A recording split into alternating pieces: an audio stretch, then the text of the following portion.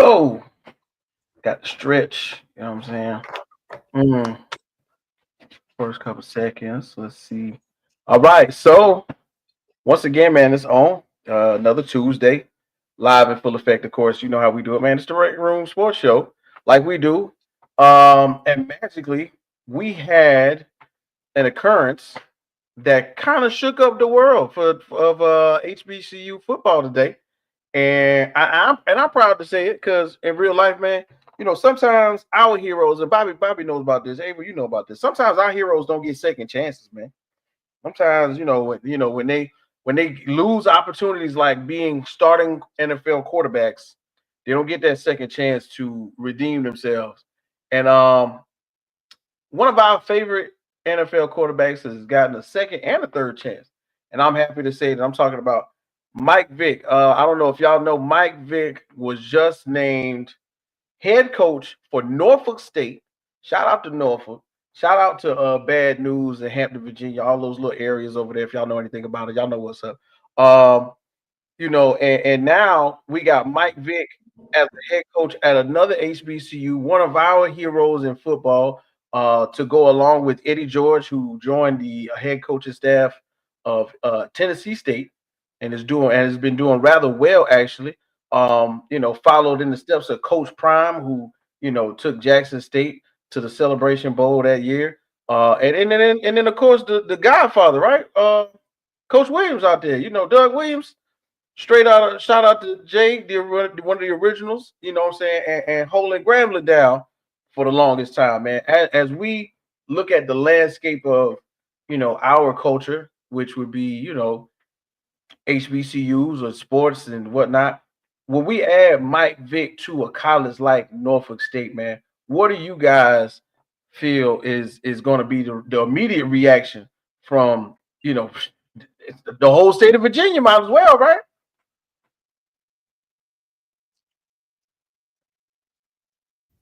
Yeah, man, it's great to see.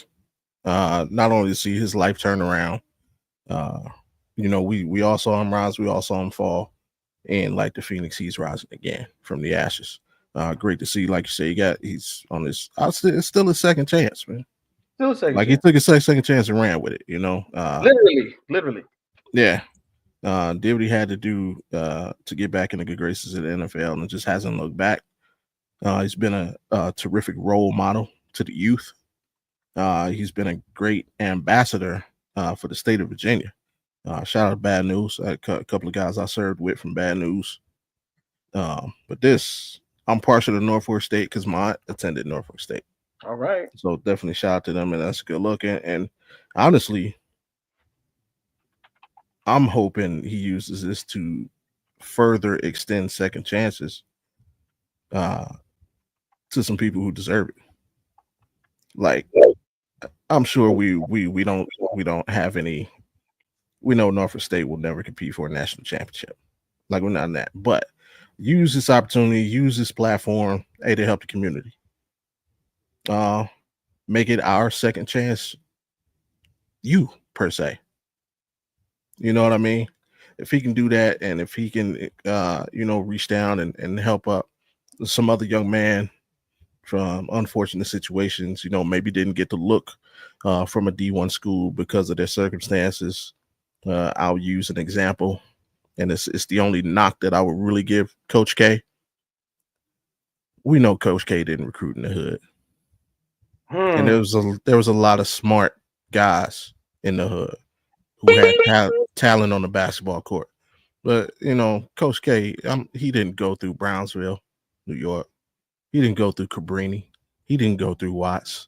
We know where when he wanted to get black players, we know exactly where he got them from. He got them Princeton, from Jersey. yeah. I mean that, and the Catholic schools, the well reputable. So I'd like to see Mike Vick use this to help guys out. Hey, get their foot in the door. Start here. I mean, obviously, a guy like Travis Hunter didn't necessarily need it, but hey, Shadur Sanders, outside of his father, he wasn't a household name coming in, and he used what his father did at the HBCU to boost himself. So maybe Mike Vick can, help the next one up. So I hope he uses the opportunity well. Um, Secondly, I hope the university doesn't take advantage of his presence. Don't take it for granted. Don't take it to do right by him. Because if you know what went down to Jackson, you know what went down to Jackson. Don't these guys don't have to be here. They could take more lucrative, lesser positions, for more money to climb the career ladder quicker. But they're here because they want to be, and they want to help, and they want to develop, and they want to create some magic. So, yeah, man, kudos all around. It's great hire, and I'm rooting for Mike. You know. Hey man, I'm completely with you on that one. Big shouts out to the Mid-Eastern Atlantic Conference. That's right, the MEAC is in the building. Unfortunately, over the weekend, South Carolina State University, my alma mater, took a big L to Jackson State.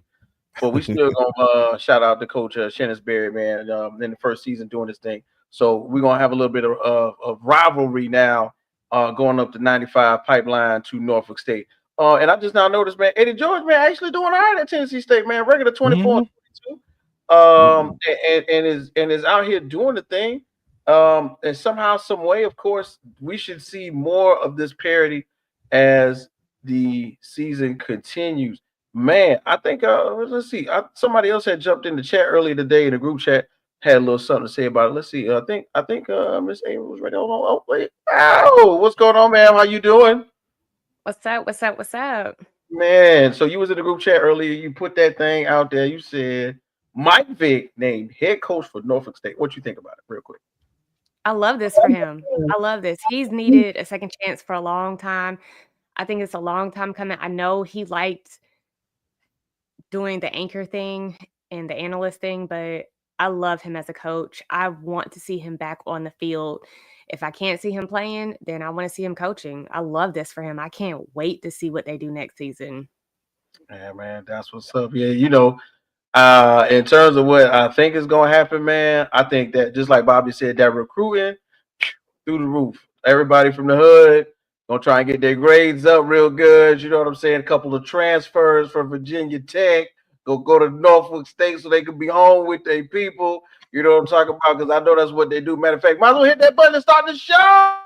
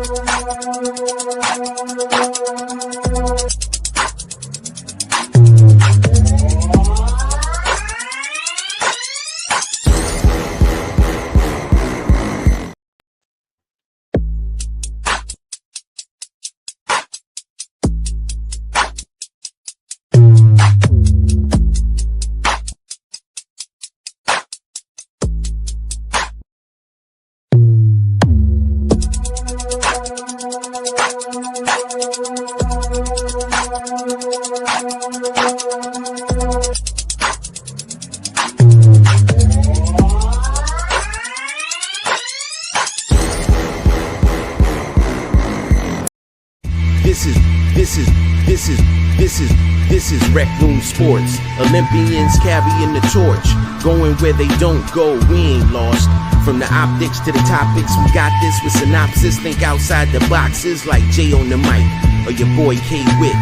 Joe is my coach, T-Sweat on the mix. All sports, even if you catch fish like Nate Diaz catches fist. You need to catch this episode, it's a can't miss. We go live and you should subscribe and X's and O's. We made our plan, yo.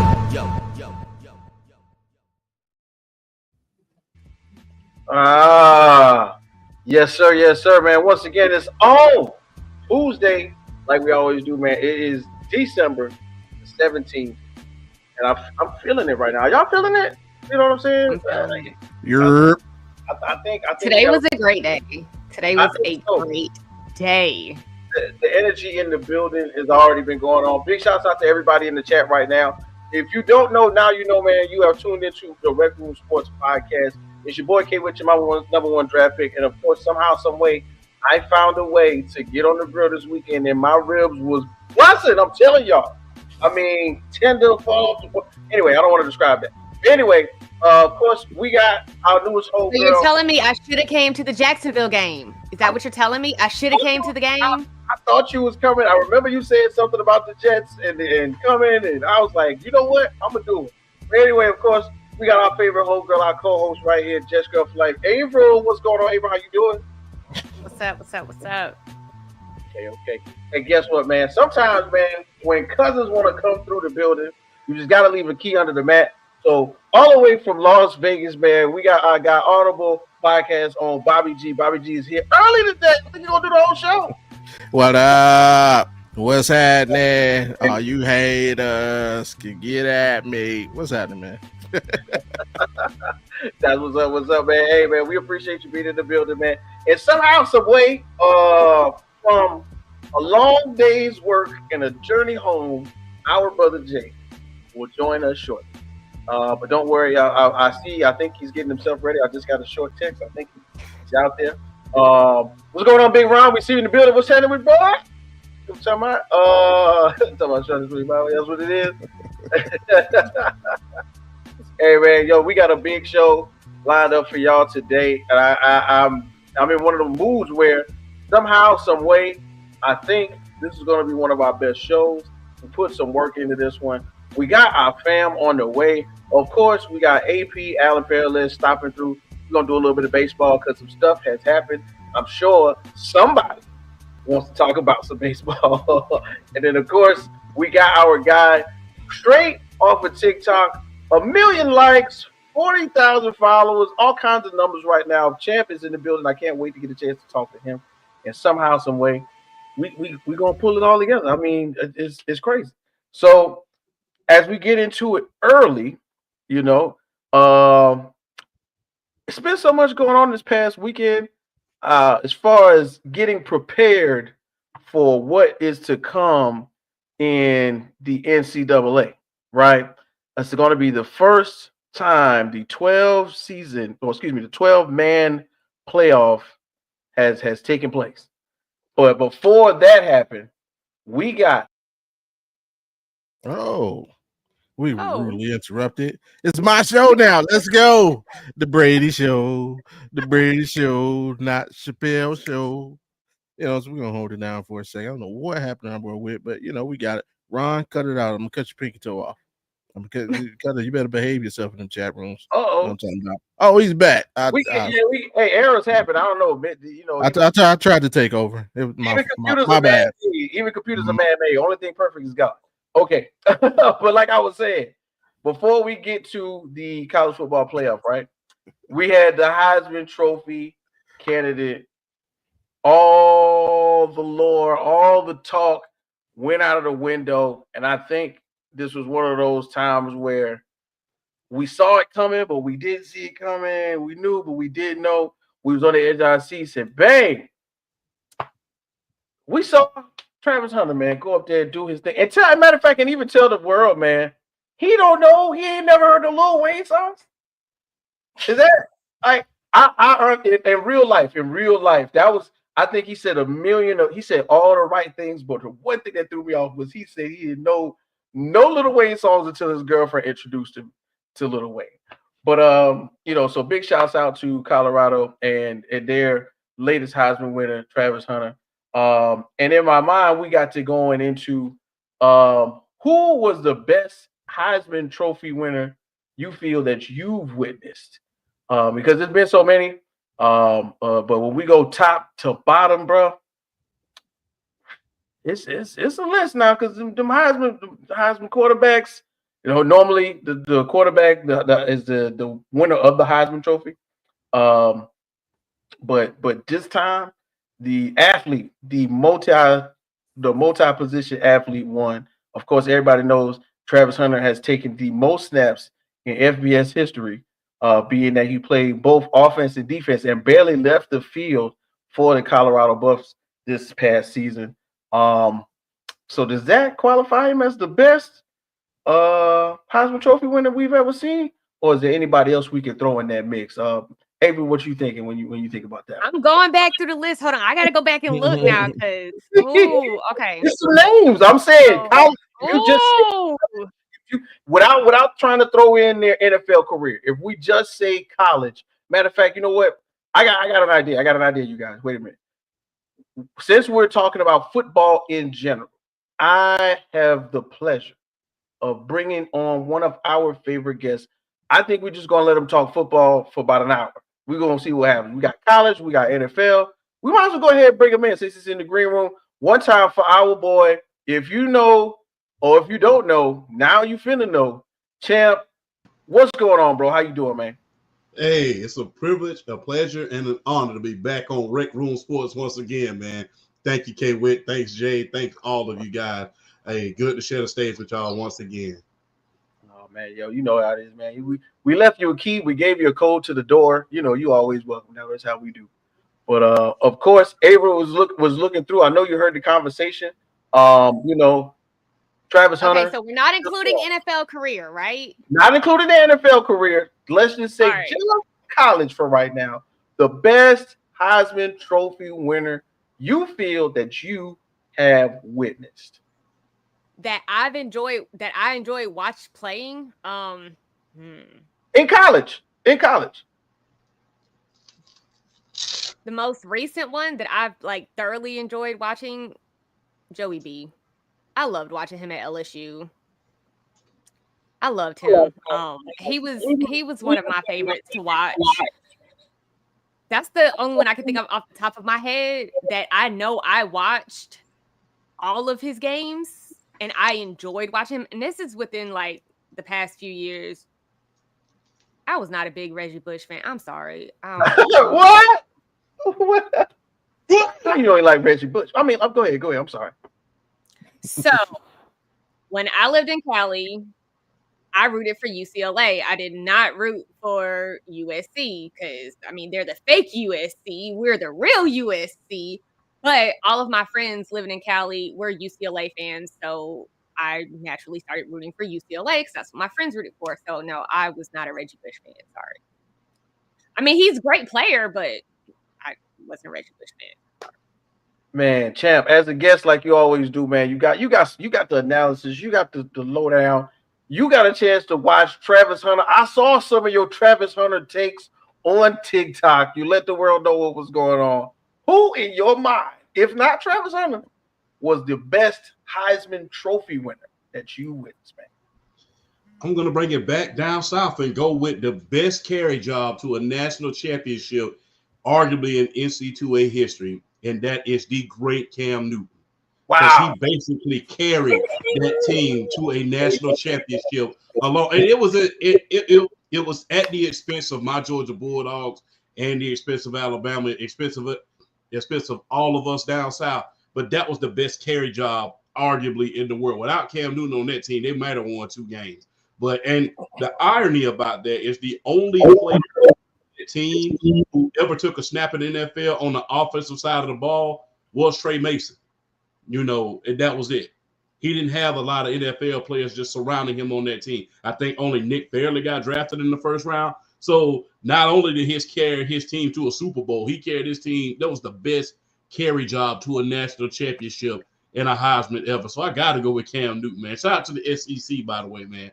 Got to love it down south. Gotcha. Okay, man. so if we throwing it back, because I was trying not to go back that far. So if we go throwing it back, okay. Marcus Mariota. He was by far, hands down, one of my favorite quarterbacks to watch in college. I was not an Oregon fan. I watched every Oregon game. I loved that man when he was in college. Oh, Jesus, the ball. The way he throws the ball, it's just so pretty. I'm sorry. Yeah. Great answer right there, man. I like watching that man throw. Now, when he got to the NFL, no. Yeah, it's a different story. We just gonna leave it college. In college? Yeah. Bobby G, man, the best Heisman Trophy winner. Who you got, bro? Is it too late for me to get into my Stephen A. mode? Is it too early? Is it too early? You can warm it up. Go ahead, bro. I apologize to our guests. This is our first introduction. Hello, I'm Bobby G, aka Reason A. Smith. You're both wrong, and here's why. First of all, Luke Kuechly, we had something to say about Cam Newton carrying the Panthers to the Super Bowl, especially after Cam didn't get on the ground and get that fumble. Pardon me. Oh man. the most impressive Heisman run wasn't even by a Heisman winner. It was by a second place finisher, and his name is Vince Young. He Come did on. it 2 years in a row. He'll forever go down in history for that Texas USC. That game will always be remembered. And he clowned Reggie Bush in the process, who literally threw the game away by throwing some kind of terrible lateral. Like, what are you doing? But if you want to go with actual winners, hey, I'll take you back. How about Charlie Ward? Remember, Wow. Charlie Ward won that award while also being an all-conference point guard and went on to play in the NBA. Let me introduce you to Tim Tebow. You talk about carrying. You can say many things that Tim Tebow does not do well, but win football games in college Ooh. ain't one of them. Take further back. How about we go Eddie George, man? Eddie George was, and let's not forget the original Desmond Howard. How special was it watching Desmond Howard in college? And not shout out to Cleveland, born and raised. Took a show from Cleveland to the big house, and he didn't disappoint. Or, just to honor Travis Hunter, how about the original him? How about Charles Woodson? Watching him win that Heisman was amazing. When everybody thought Peyton Manning had it locked up, and it's almost identical circumstances. The voters actually followed the rules and who was the best player in the country. Just like this year, they gave it to the best player and not just the best player on the best team, or they really stuck to form. So that's just, I can keep going if y'all want to, but I'll stop right there. I'm glad Travis won. I'm glad he won. I know people were like, oh, they want the Jetty Boy to win, but no, Travis deserved that. Give him his flowers. Y'all want to talk about give people their flowers while they're here. Give him his flowers. His flowers is him winning the Heisman. He deserved that. So for people to say, oh, he didn't deserve it, the other guy should have got, no, he deserved that. Y'all go out there and play an entire game on both offense and defense and then don't win the award and see how you would feel. Come on, man. No, he deserved Hold on, that. let me answer Big Ron. Yeah, I see you say Tebow had an all-star roster, minus 1 point. Tell me, did they win the championship before Tebow or after Tebow? I'll wait. They won it with Chris Leak now. When Chris Leak was the starter. They won it when Chris Leak was the starter. I remember that. They was dog walking my Georgia. He was not the full starter. He wasn't the full starter. Urban couldn't wait to get him out of there, which is terrible. He deserved a chance, but he deserved it. Urban was playing with that man's emotions his whole time in Florida. Man. Ladies and gentlemen, I'm just getting okay. Yeah, is he good? We're good. Okay, so I'm getting a notification that our producer is ready to go. He said he wants this question. Let's go ahead and give it to him. We got to bring up Jay Da M.I.C. Jay, what's good? Hey, man. What's going on, everybody? Man, Jay, I know you got a chance to check everything out and see what we got going on right now. And we were talking, I think, when the Heisman was popping off in the chat. Best Heisman you ever seen, bro? Travis Hunter.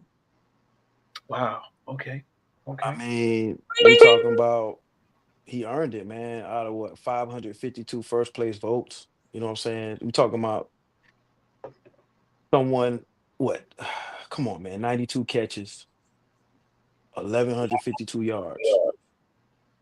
Like, this man played both sides of the ball. Like, we both, Avril just went over it. But we talking about almost 700 snaps. 700 snaps. 700 snaps. Like, that's a lot of snaps. You want to know why you want to say that's a lot of snaps? Because Charles Woodson won the Heisman with 11 catches for 231 yards. 33 punt returns for 283 yards.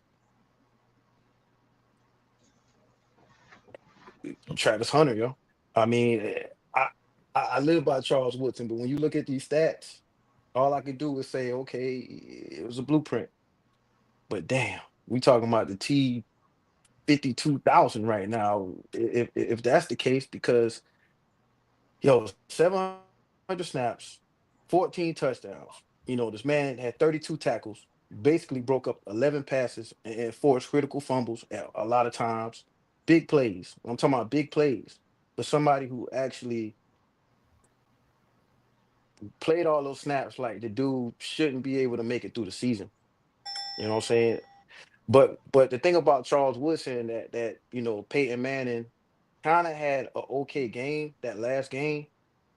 And Charles Woodson went out there and literally just snatched the Heisman from him, literally with an interception and a 78-yard punt return for a touchdown. Yeah.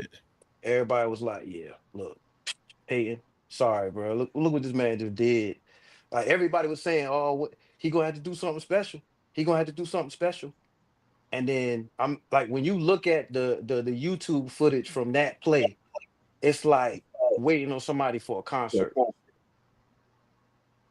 It's like he's just standing out up there by himself, and he's out there getting the crowd hype, and then boom. So yeah, uh, Travis Hunter, but of course, man, shout out to Charles Woodson, man, because how he did it efficiently. That's the best way I'm gonna put it from now on. Because Travis Hunter just, I mean, come on, man, he made him look like he played pee wee football, basically, with the stats. So I say Travis Hunter, man. But yeah, Charles Woodson was definitely one of, I guess, my favorite Heisman winner. Somebody who like, the dude went out there, like I said, 11 catches for 231 yards. Can you Mm, imagine that if you put that in one game? What Amon mm, Ra went for 193 the other day? You know what I'm And mm. saying? I've And, seen and this, two this is my touchdowns. guy. Man, listen. I got one, but everybody took all the really really high profile ones, and I'm low key. I'm just gonna kick this one out there. So as I was growing up and learning more about football, and I began to kind of pick a college, I leaned towards Texas a little bit because of this one person and his college career translated directly into the NFL, but we're just gonna stick to college. And I'm talking about Ricky Williams, man. 2,120, 24 yards, 27 touchdowns, broke and or tied 21 NCAA records, including rushing touchdowns, career scoring, and most yards in consecutive games. It was crazy in 1998, I'm sure. But then to say that NFL franchise being the New Orleans Saints and the head coach completely sold out for one player. I mean, I know all. Woodson, duh, that's automatic. Travis Hunter, duh, that's automatic. But for me, the impact that Ricky Williams had immediately made somebody say, "Man, everybody got to go." All we want is Ricky. That's it. And of course, it didn't really work out as well as they wanted it to in the New Orleans Saints uniform. But Ricky Williams still ended up with pretty much a gold jacket worthy football career. So for me, I'm gonna just throw Ricky Williams out there. And then y'all know what Ricky liked to do in that past time, baby. Ricky liked to roll the smoke, baby. But anyway, this is a family show, so we just gonna keep it 100 with that one, man. Yeah. Wait, so Ron had a good question. He Yeah. said, "Do you think Travis had a bigger impact on his team's success than any other Heisman winner?" I See, mean, the thing was, I know a lot. Champ mentioned it, as far as Cam. Same thing with Ricky Williams. I can say Ron Dane.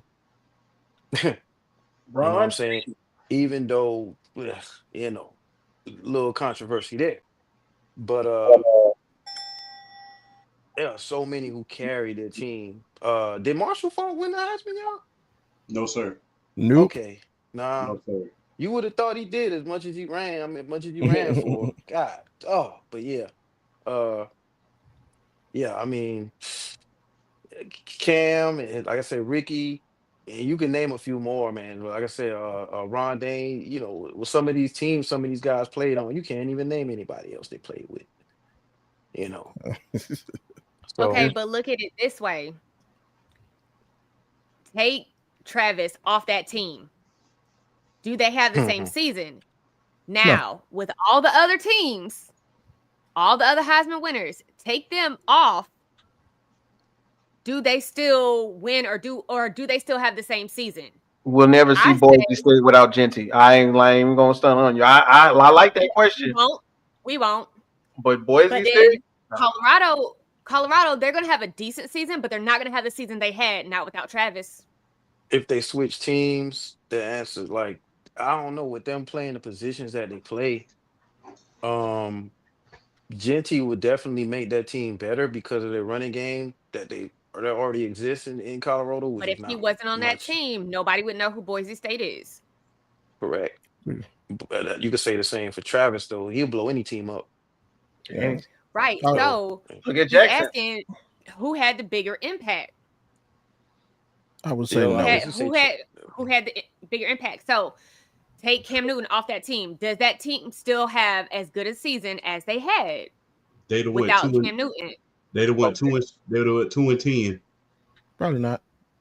They'd have went 2-10 at best because the SEC was loaded that year. Plus, everybody knows during that time he had to go through Alabama, he had to go through Georgia, he had to go through Florida, he had to go through great teams in order to get to that national championship.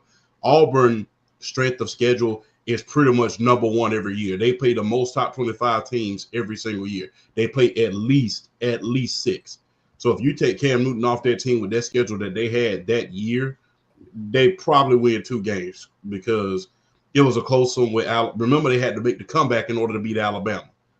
They had to come back in order to beat us.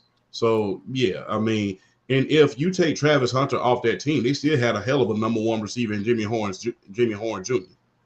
They still had a hell of a receiver. So, and even when he was out that one game, he showed them. He had over like 250 yards.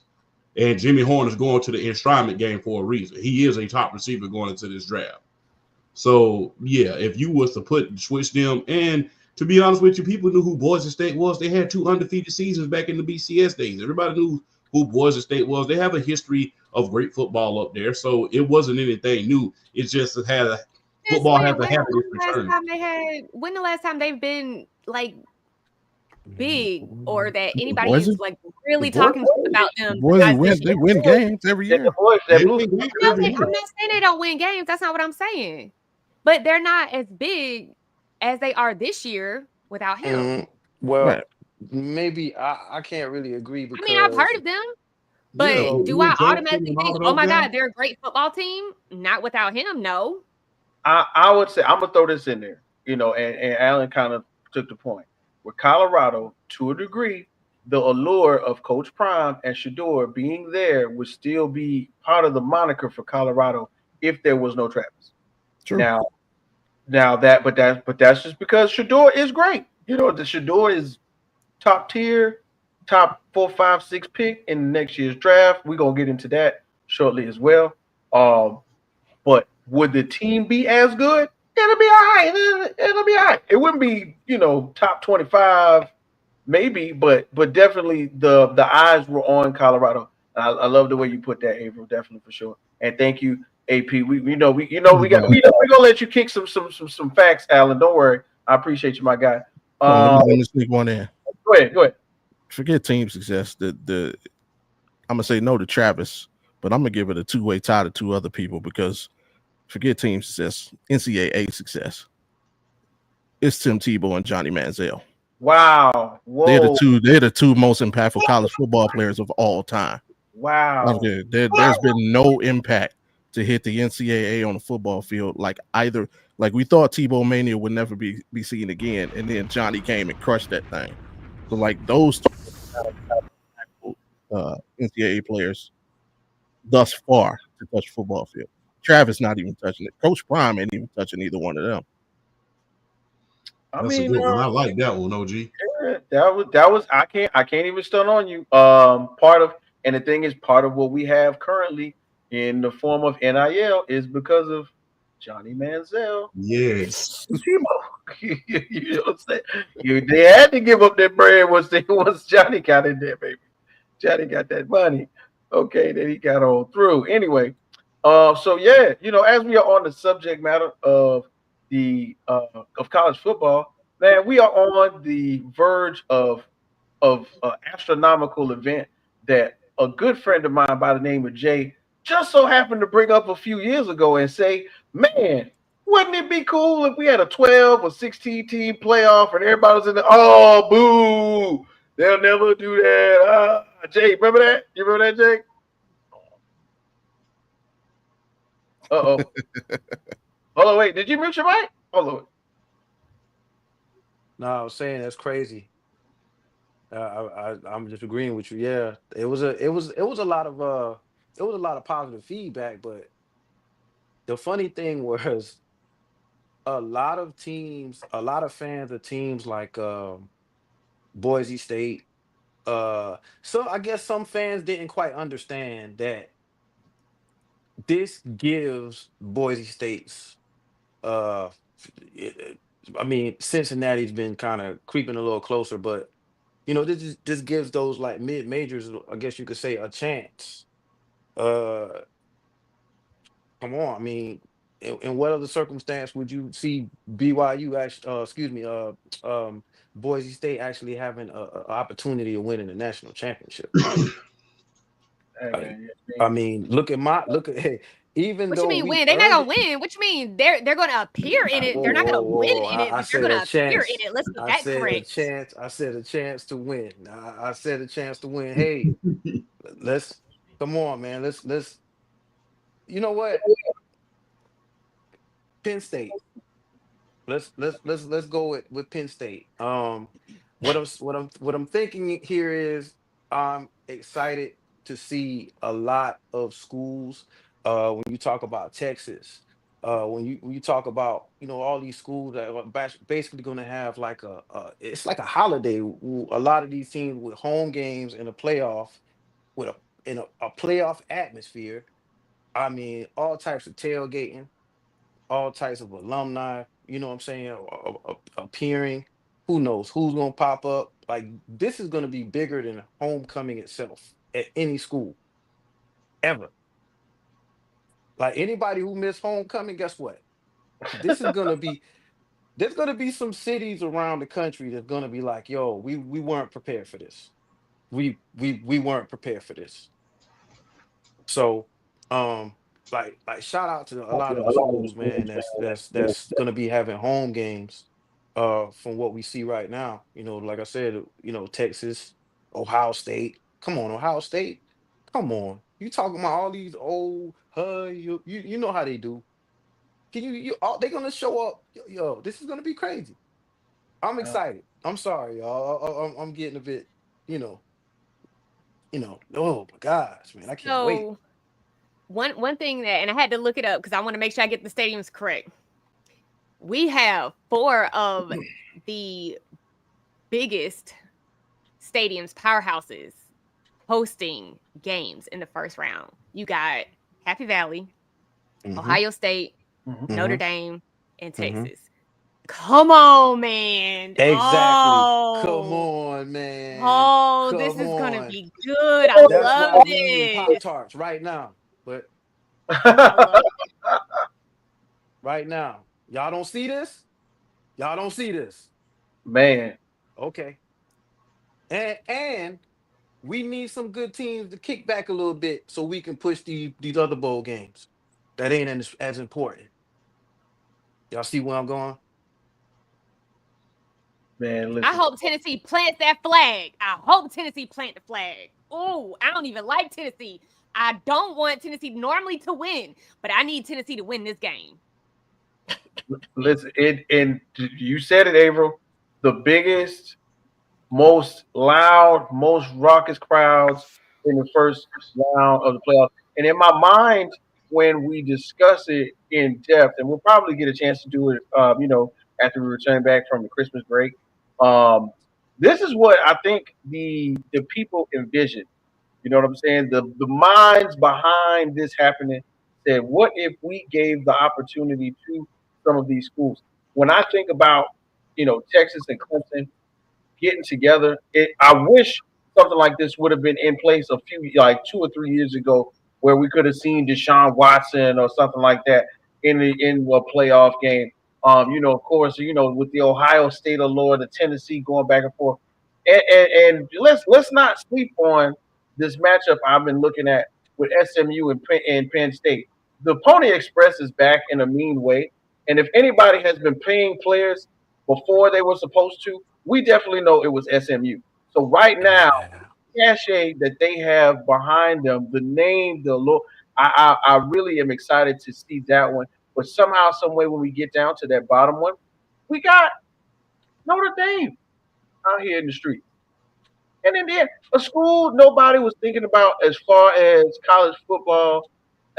Indiana is out here, and we get to celebrate a little known or lesser known football program, and that is what I think is one of the larger deals.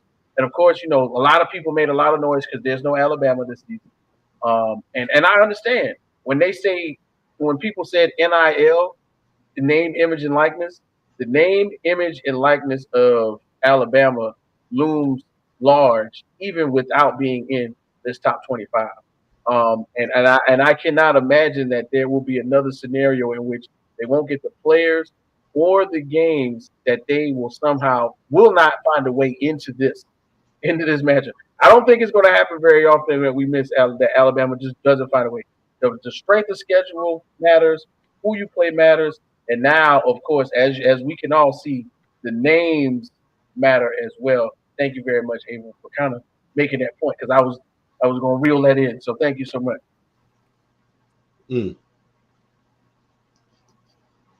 Hey. I'm just happy that Alabama's not in. I'm happy to see Florida State is not up there. I'm happy to see Florida is not up there. Who else? No, not a Florida team. Just say it. Right? It's that conference hate. I mean, What? So much. That conference hate. What? All right, so guys, you know what we're gonna do real quick? Florida State not even in my conference. They're ACC. Alabama and Florida is. So look, everybody, we're just gonna go down the list real quick for one at a time. Let's go ahead and pick some winners for the first round. So Clemson, Texas. Jay, who you got? Ooh, Texas. Texas. All right. Big champ. What are you thinking? Texas, Clemson. Texas. They're gonna beat the brakes off of the Clemson.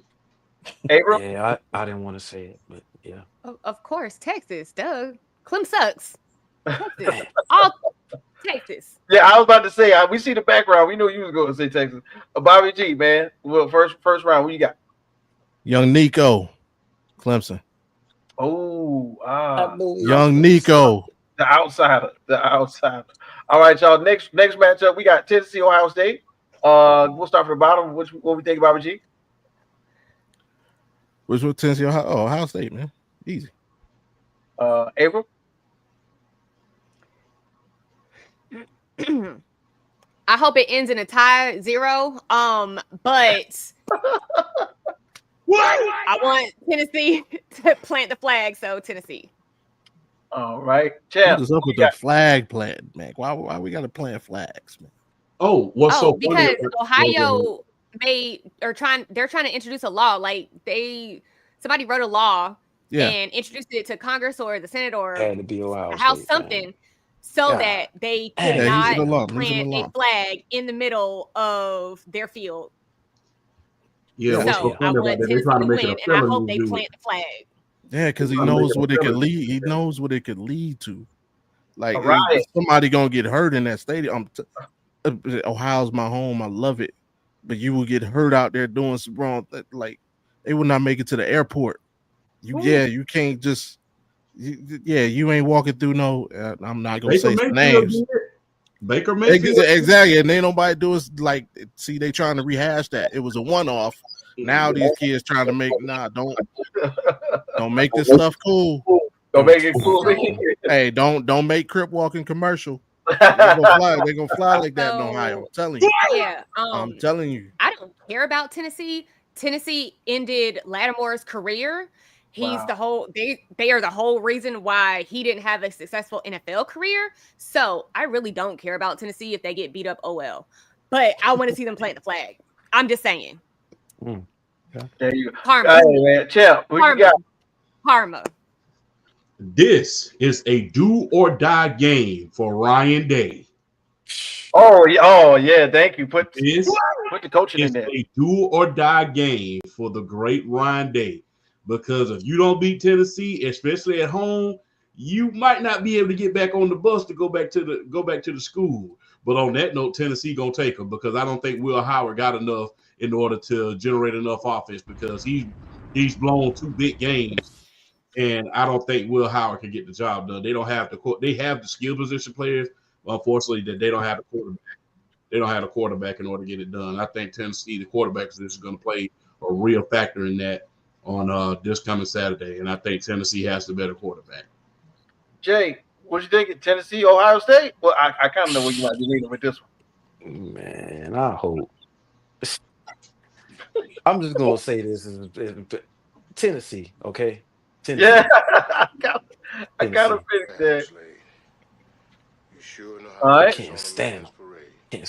I can't stand them. Bobby, I'm sorry, man.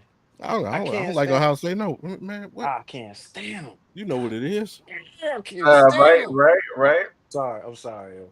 All right, on to the next matchup. We got SMU and Penn State. Now this is a good one, and I think this is the most slept on matchup. Maybe next to the last one with Indiana and Notre Dame. So we'll go ahead, Jake. Let's start at the top. SMU, Penn State. Who you got? SMU. Okay. Champ. Look, shout out to my boy Broad Sports, man. Ooh. Penn State. Ooh. They will shut down SMU. This is a good comeback story for SMU to go from the death penalty all the way up to the college football playoff. But unfortunately, J.R. Ewing is not your friend this year, and you got to pay in the code. Young J.R. Ewing. Avril, SMU, Penn State. What you thinking? So, they are a Texas team. They are not a cold weather team. You are coming to Happy Valley. You are coming to play in 20-degree cold weather. I don't care that it's noon. You are still playing a whiteout at Happy Valley. I'm going to go, we are Penn State. All right. They win. Boy. And of course, Bobby G. The blue team. Oh, they both wear blue. Somewhat. They are both. Here's the irony of it. You brought up the whiteout thing. Like, wouldn't it actually behoove Penn State to wear blue? Because if it starts snowing and they wearing white on white, they ain't gonna be able to see their own players. SMU gonna be able to see their people. They're gonna score like 70 points because y'all ain't gonna be, like, where the defense at? We don't know. Just pass me the ball.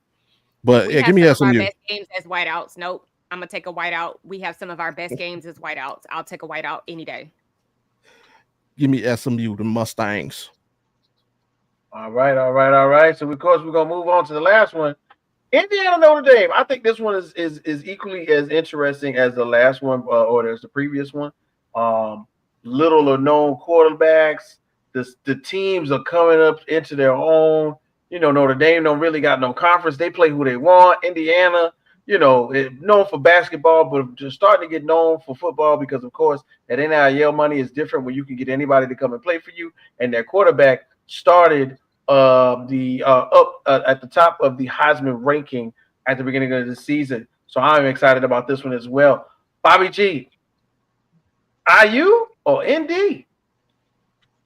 First of all, Notre Dame should be banned from participating in anything till they join the conference. Quit being quit being afraid. I ain't gonna say what I was gonna say. Quit being afraid and quit being greedy. Why is the greediest school in the country a Catholic school? Never mind. Don't answer that. Never mind. Give me Indiana. Indiana gonna shut a bunch of people up. But a lot of people been complaining about them. They about to shut some people up. Right. Avril, what we thinking about when it comes to Indiana and Notre Dame? I had to go look just to make sure. So, cornerback for Indiana is back. He's playing. He's been playing good all season. But I'm going to take Notre Dame. Notre Dame. The Golden Domers make noise in the rec room. Champ, what we thinking, man? Hey, shout out to my father, the biggest Notre Dame fan that I know. And the only reason why I'm putting for this team right here, because if Notre Dame win, then you got to come to Athens. So guess what? Boy. Hey, Notre Dame, get through this. But guess what? Get ready to get chewed up the next week by that big dog. Wow. That I do. Hey, I don't know if you who want to win now when you got to point that champ. Hey, Jay, Man, last one. that's funny you say that, champ. And for that, in those regards, and I hope Notre Dame wins. But I'm gonna tell you the truth, man. I really feel like this dude's gonna sign this contract, and I'm talking about this coach for Notre Dame, and I think they about to go out there, and I would say it's probably gonna be one of the biggest games out of all of the matchups because of the fact that it's an in-state. This is an in-state matchup. Oh, I'm going for Indiana. I hope they win. I hope. I hate to say this, but I just feel like they have been just like kind of Bobby said, but it's on another side. I just think they've been real arrogant with the signing. You know what I'm saying of that coach, man. With the type of season, yeah, they doing good, but you know what I'm saying. Like you still lost to Northern Illinois, and like I wouldn't be spending that money right now. Let's like wait and see. Go earn it. You lost to Northern Illinois. That's easy. You know what I'm saying? So Indiana. Indiana, man. I One like it. thing can I point out real quick though? Go ahead, bro. Hey, if he does run the table, if Notre Dame runs the table, that will be the first black coach in order to win in Division I football in the college football playoff championship. He will be the very first. So in a way, against them because they got to play my dogs, but you can't get mad at somebody making history. So because he will be the first. Oh, I definitely want Notre Dame to win now. So he will be the first African American coach in order to win major Division I football. Now we all cheer for Eddie Robinson, but on this level, we all cheer for Eddie Robinson. Yeah. All the guys on the HBCU level, we know what they've done and the contributions that they made. But someone to win on this level, and especially nowadays when you got to go through a tough schedule, guess what? That is the epitome of progress. And guess what? He should have got the contract because the thing is, y'all brought in so many mediocre coaches in the past, and y'all gave them big money and they didn't produce. He produced in his second year, so you should have paid him. So guess what? He's proven it. Hey, Ty Willingham set black coaches back by 100 years, man. But I'll leave it at that. Man, and I'm gonna throw this out there too, cause just looking at it, dog. That next set of games, even though we're talking a lot about Georgia, I've watched college football a lot. I am interested to see what type of dynamic a team who has been known to spread it out across the field. Avril mentioned Marcus Mariota a little while ago. A lot of quick receivers, hit and run. It looks like almost like finesse ball. I'm interested to see who ends up playing Oregon in that second round. To be real with y'all, Oregon always got a finesse team. The Pac-10 / Pac-12 / 6-pack, whichever pack they is right now. Always has had one of those records as far as teams who just don't play a lot of smash mouth football. They spreading it out. They're throwing it all across the yard. But I can't wait to see whether it be Tennessee or Ohio get out there and do something with Oregon, because they have been looking crazy this past season. Didn't even know where they're coming from. Yeah, look at that Pac-2. Look at that, Alan. Shout out to Alan in the background. Big shouts out to everybody in the group chat. Hey man, you know what time it is, man? It's getting close to the top of that first hour. This is the RecRoom Sports Show. We got a whole crew in the building, and when I say whole crew, I mean the whole crew is in the building. Got to turn that reverb up. Yeah, I know. I had to turn it up just a little bit. Anyway, we got the whole thing going on. We got Jay, of course, right there. Jay Da M.I.C. We got Champ right there. One time for my dog. Of course, we got Miss Avril, Jess Girl for Life. Make sure you follow her. We got Bobby G out here. And somewhere in the cut, we got Big Ron in the comment section. Big Ron, we appreciate you, man. Always love the comments, man. I'm telling you, Big Ron going crazy right now. So as we continue on, as we just now covered college football, let's go ahead and move to the professional ranks, y'all. So it's looking like, of course, week 15 has come to a conclusion. And this has been this has been this is a tough one for a little bit of everybody up here, I think. So of course, y'all know how it goes, man. Let's go ahead and do this. How did your team do, man? Week 15. What got your attention? Of course, this is one of the ones we always gotta refer to my guy Champ. So Champ, man, you can go ahead and jump it off. Week 15, man. What you talking about? Hey, here's what I'm happy about. Hey, Bijan Robinson, although it was a very, very sloppy game yesterday against the Oakland Raiders or the Las Vegas Raiders or the Los Angeles Raiders, whichever Angeles they want to be. The Lost Ark, whichever one. Yeah, But I'm going to just say, hey, not a lot of luck in the passing game, but Bijan is proven to be a top 5 back in this league because he ran the crap out of that ball yesterday and he kept us in it. Number 2, the best thing that ever happened to the Atlanta Falcons from this moment forward is the fact that Kirk Cousins laid an egg in that game.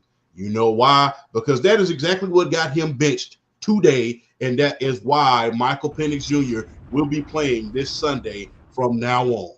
So barring any injury, my MPJ will be playing. So that puts us in better position in order to win. That puts us in better position in order to use Kyle Pitts to the fullest. And I'm not gonna lie. Hey, Yo, stop. That's Yo, not bro. my name. I'm I don't not know gonna who he's lie. talking to. That's definitely not my name. I'm not gonna lie. I'm sorry. I'm not gonna lie. And that defense all down the stretch is stifling at this point. That is amazing. And I'm not gonna lie. Yesterday's game was the best thing that I will say has happened to Atlanta recently because guess what? You got Kirk O'Chain on the bench now. He's no longer a factor. Now you get to see what you drafted at number 8. Bijan is on the roll. That running game is on the roll. All the receivers are in a good place right about now, and that defense is playing as best as it ever has been. So the first couple of games, you only had 10 sacks. The last 4, we had almost 19 sacks. So Grady Jarrett is putting it on him. Shout out to his father, Jesse Tuggle, by the way. And you taught your son well. And look, I cannot wait to see what we do this coming Sunday. And look, we got a very, very light schedule coming up. The only team we really got to worry about is the Washington Commanders. Shout out to Sports PSP, by the way. Love you to death, partner, but we all right. We play the Washington Commanders. Oh man, you must be also rivals with Jay because he up there stroking. He thinking, yeah, you got to get a good one. Hey, Miss Avril, of course. Week 15, what you thinking? I'm happy we won, not for my draft picks, but I'm happy we won. We won a game.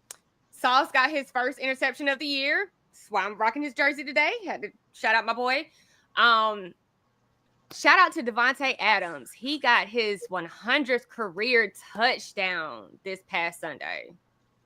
Shout out to him. That was. Did y'all see Tom Brady shouting him out? That was awesome. Yeah. My team did good this season. Well, this week, excuse me. This week. I don't like that we're dropping in the draft, but I like that we won. Yeah. Well, everybody's gonna be. Oh, no.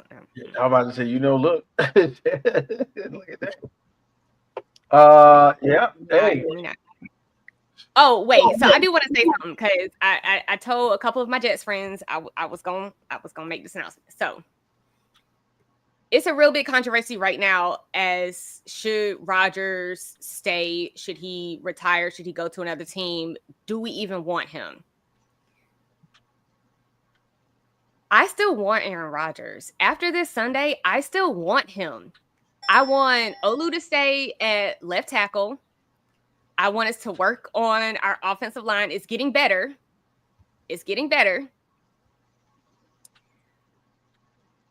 I want a better offensive coordinator. I feel like if we get a better offensive coordinator, the magic that we saw between Rodgers and Devontae is only going to get better. The magic we've been seeing between Rodgers and Garrett Wilson is only going to get better. We got a rookie running back. Brees Hall coming off of injury, he's getting better. He's been injured several times this season. He's getting better. I'm not ready to let that go. I a question for you. feel like he has one season left in him. I don't feel like he needs to start all the way over. He done brought all these people to New York. Let's give it one more season. And But if he can make it work with the offensive coordinator of his choosing, what makes you think he's going to make it work with somebody else? I was going to bring that up. Go ahead. That's a great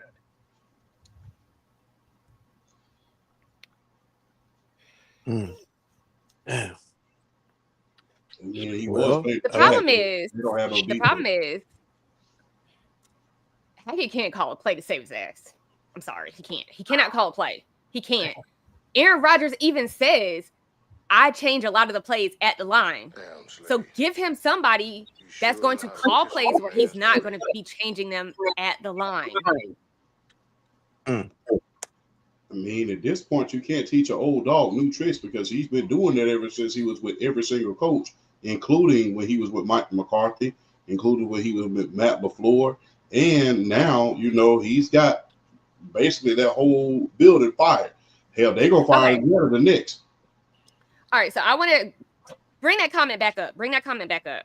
He got everybody in the building fired. So okay. So let's be real. We don't have a good draft pick this season. We can't draft a quarterback. So you might as well stick with who you know. He has one season left. Let him finish that out in New York. If we tank next season, great. We have a better draft pick.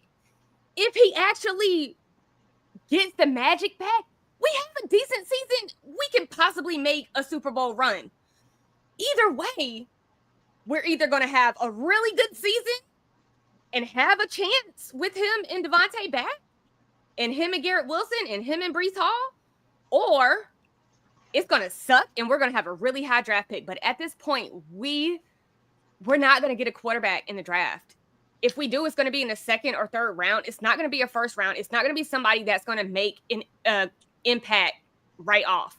So stick with him. What? And I'm about to say, even if you do you want that person to be behind an old surly, knowing that he's going to be out of the way, Aaron Rodgers anyway? When we saw kind of what happened with Love, I think flourished immediately as soon as Aaron left. And it's not a negative. It's not a negative standpoint on Aaron Rodgers. I think that's just the competitive nature of the beast of quarterback. And of all people, Aaron Rodgers is one of the. Aaron Rodgers probably won't let you win at tiddlywinks. You know what I'm saying? Jax, Aaron Rodgers won't let you win at flipping. You saw everybody saw The Last Dance. You saw how Michael Jordan was acting with flipping quarters. I think Aaron Rodgers is very similar. So I would think you got a really good point, but I wouldn't even want to waste a high draft pick on a quarterback to sit behind Aaron Rodgers and not get anything from the experience.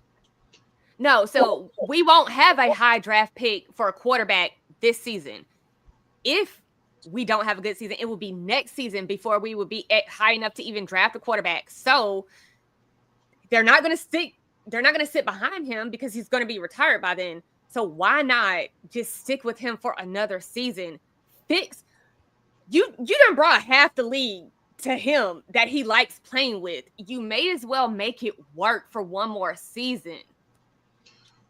Would you be open to bring back your former second overall pick now that he's lighting it up in Minnesota? Would you be open to bringing back Sam Darnold with this loaded skill position team that you have? The only thing you really have to screw up is the offensive line. Hey, man. Whoa.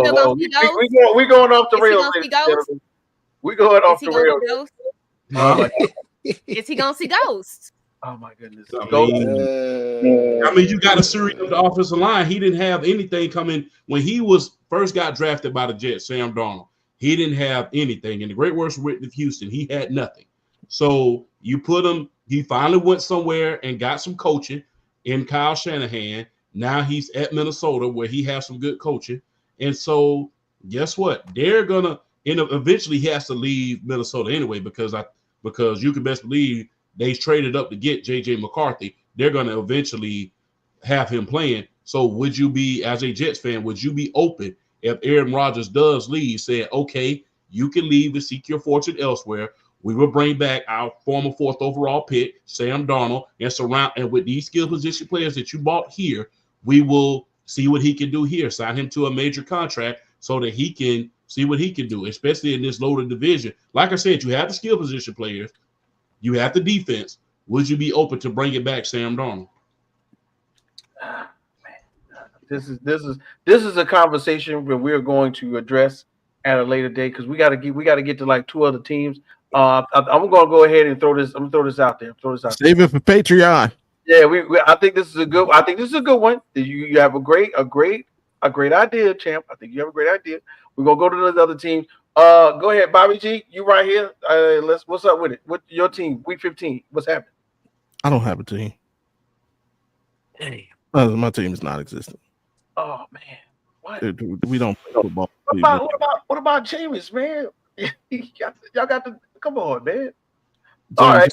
James, he take his ass back to the grocery store, get some more crab legs. Yeah, we don't play football in Cleveland anymore.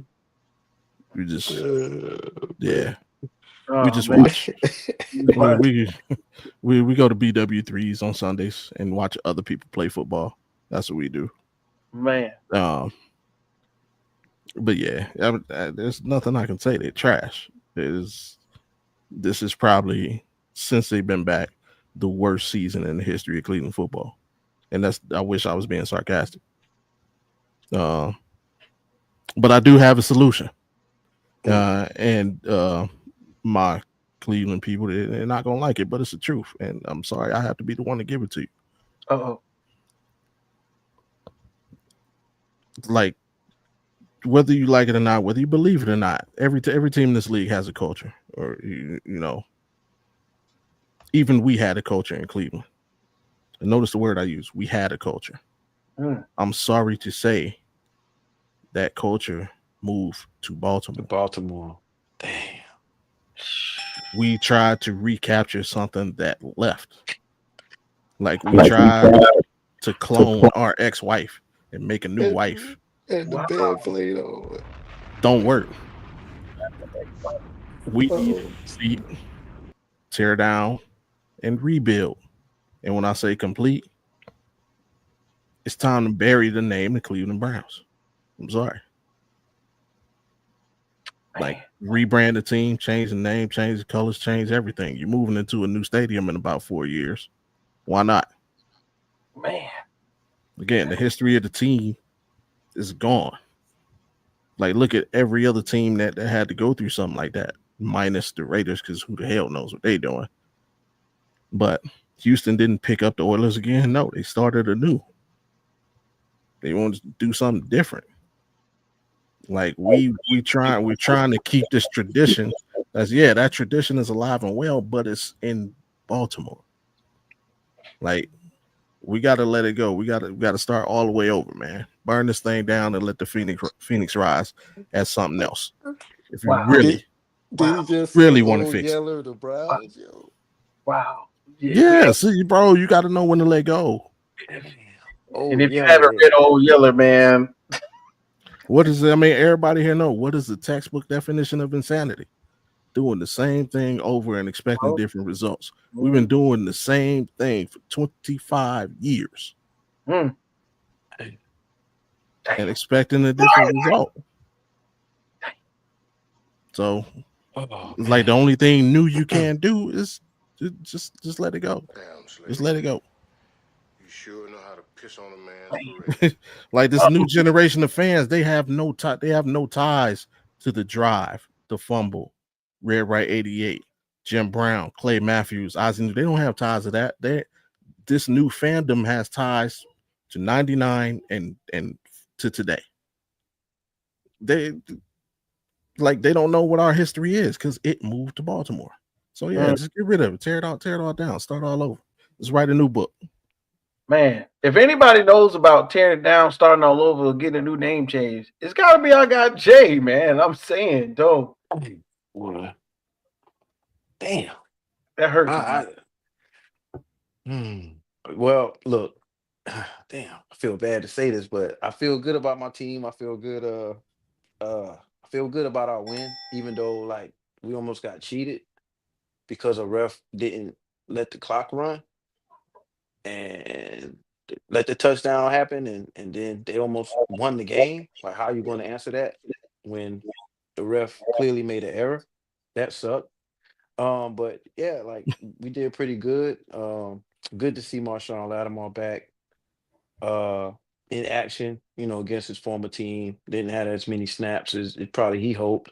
But I'm just trying to think about like right now, I guess our status right now is we need to, I guess, make a statement. This is pretty much it.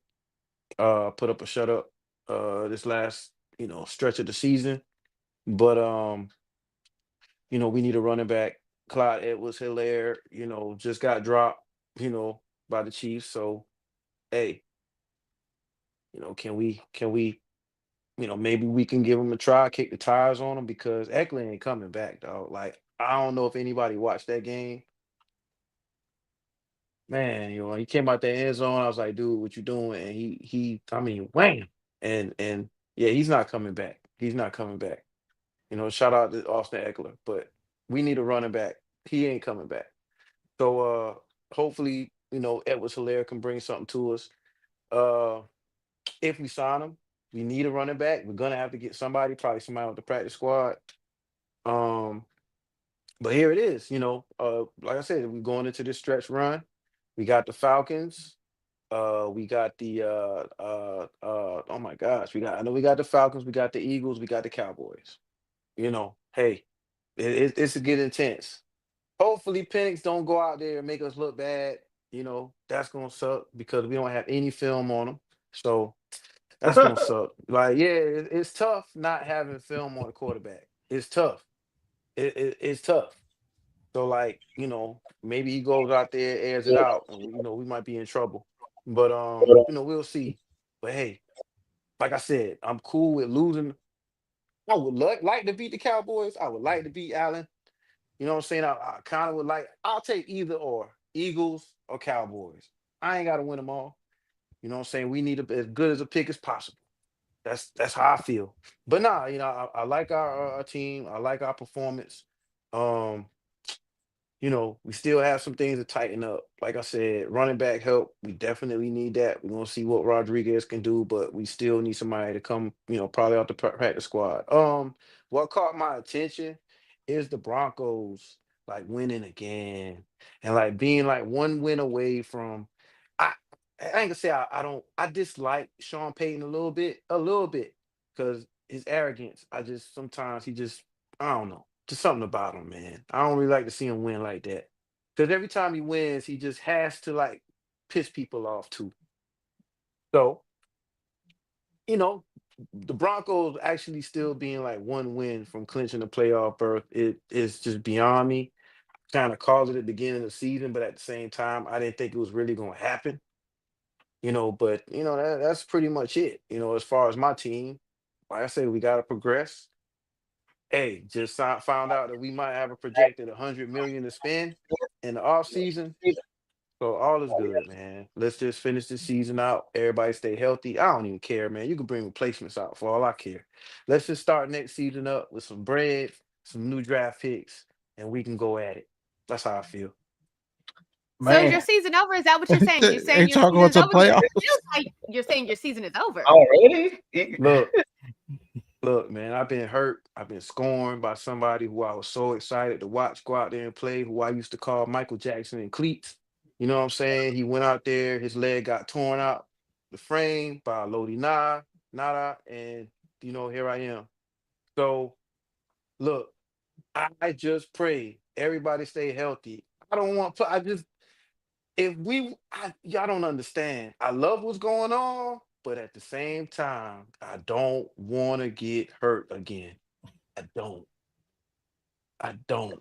That's why you didn't see me out here talking about my team and oh man. Like, yo, Jaden Daniels again, he was like what, 26 for 30, 25 for 30 this past. I can be bragging about Mr. Oculus, Jaden 5, man. But no, no, no. I'm chilling. Let's see what happens. Let's stay healthy. I don't care what. I just want everybody to be healthy. I don't care what happens. We win or lose. I don't care. Just stay healthy. That's just how I feel. I just don't want to get hurt. Y'all don't understand. We don't want to get Y'all hurt. seen it. Y'all seen it. Like, oh, I just want as good a team as possible. And in order to do that, look, it's like I told Whit.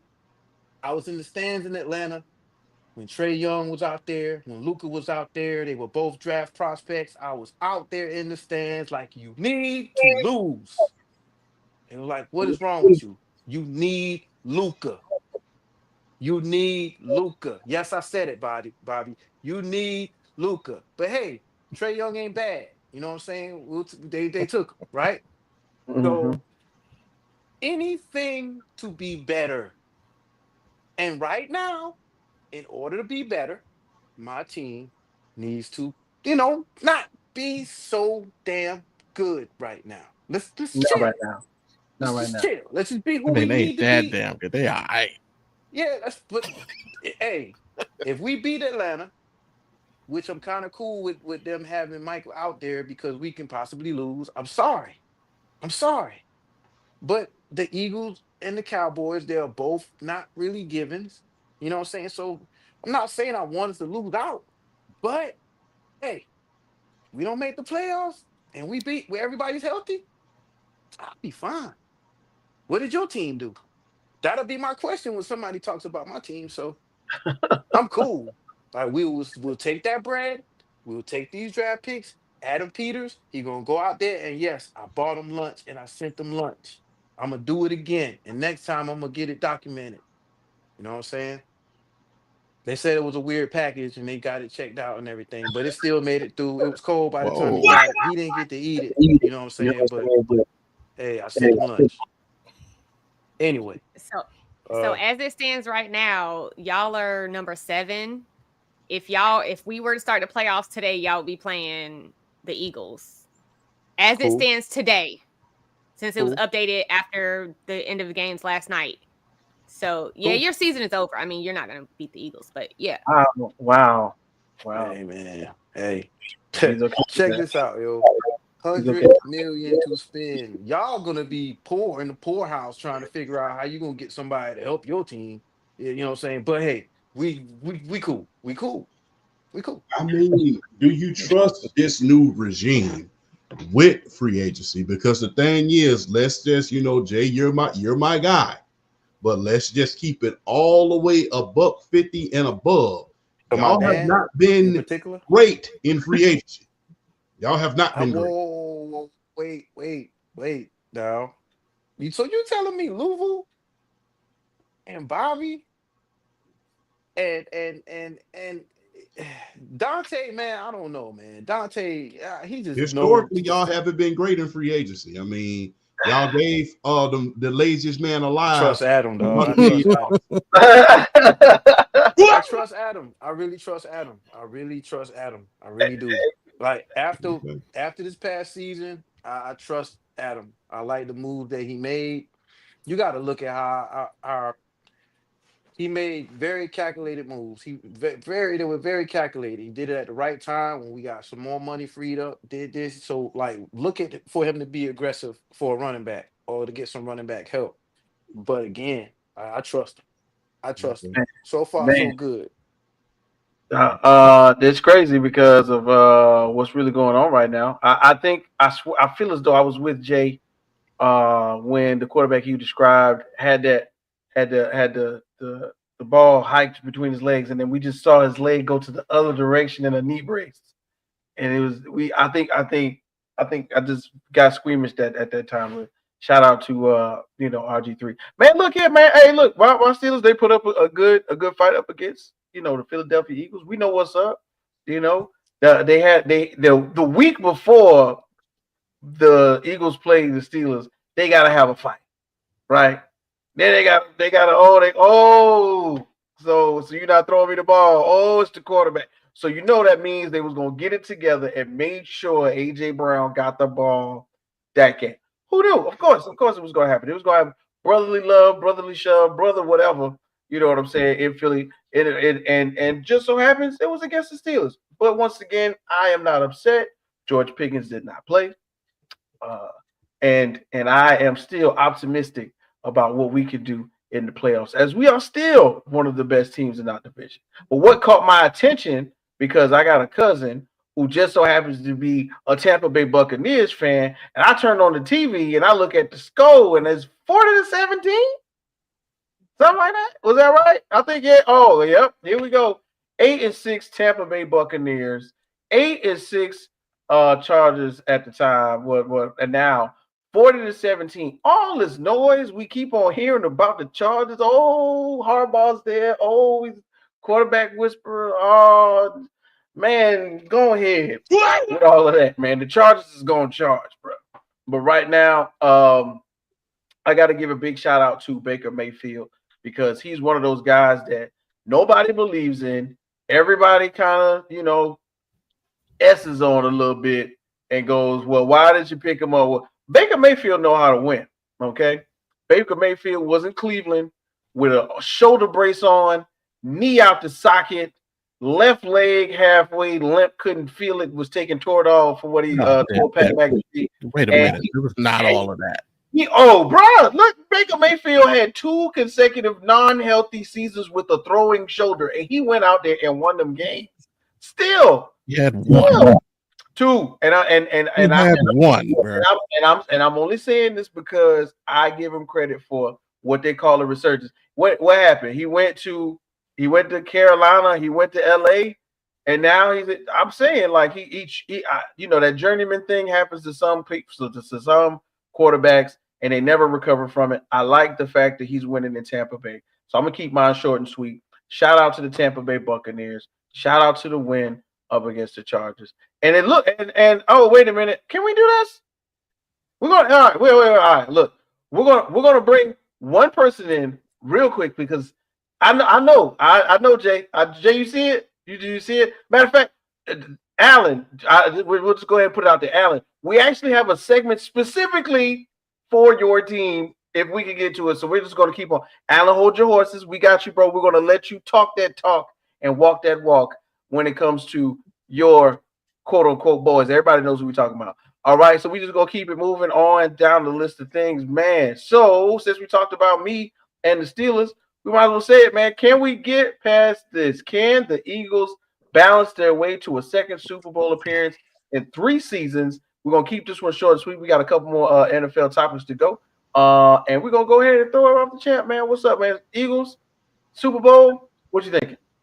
It's looking like Super Bowl or bust, especially, with a lot of the injuries that's occurring with the Detroit Lions at this point, because Knuckles just got injured in the form of David Montgomery, and they just lost their cornerback this past week as well. So it's just like the best team that money could buy is breaking up like Christmas toys at this point. So now it's looking like that the Eagles can overtake them at this point. And if they get that first round bye, it's going to get uglier than the Masterpiece sneakers very, very quickly on them. So, hey, it's going to get ugly. So, hey, keep run. Hey, look, and I will say this.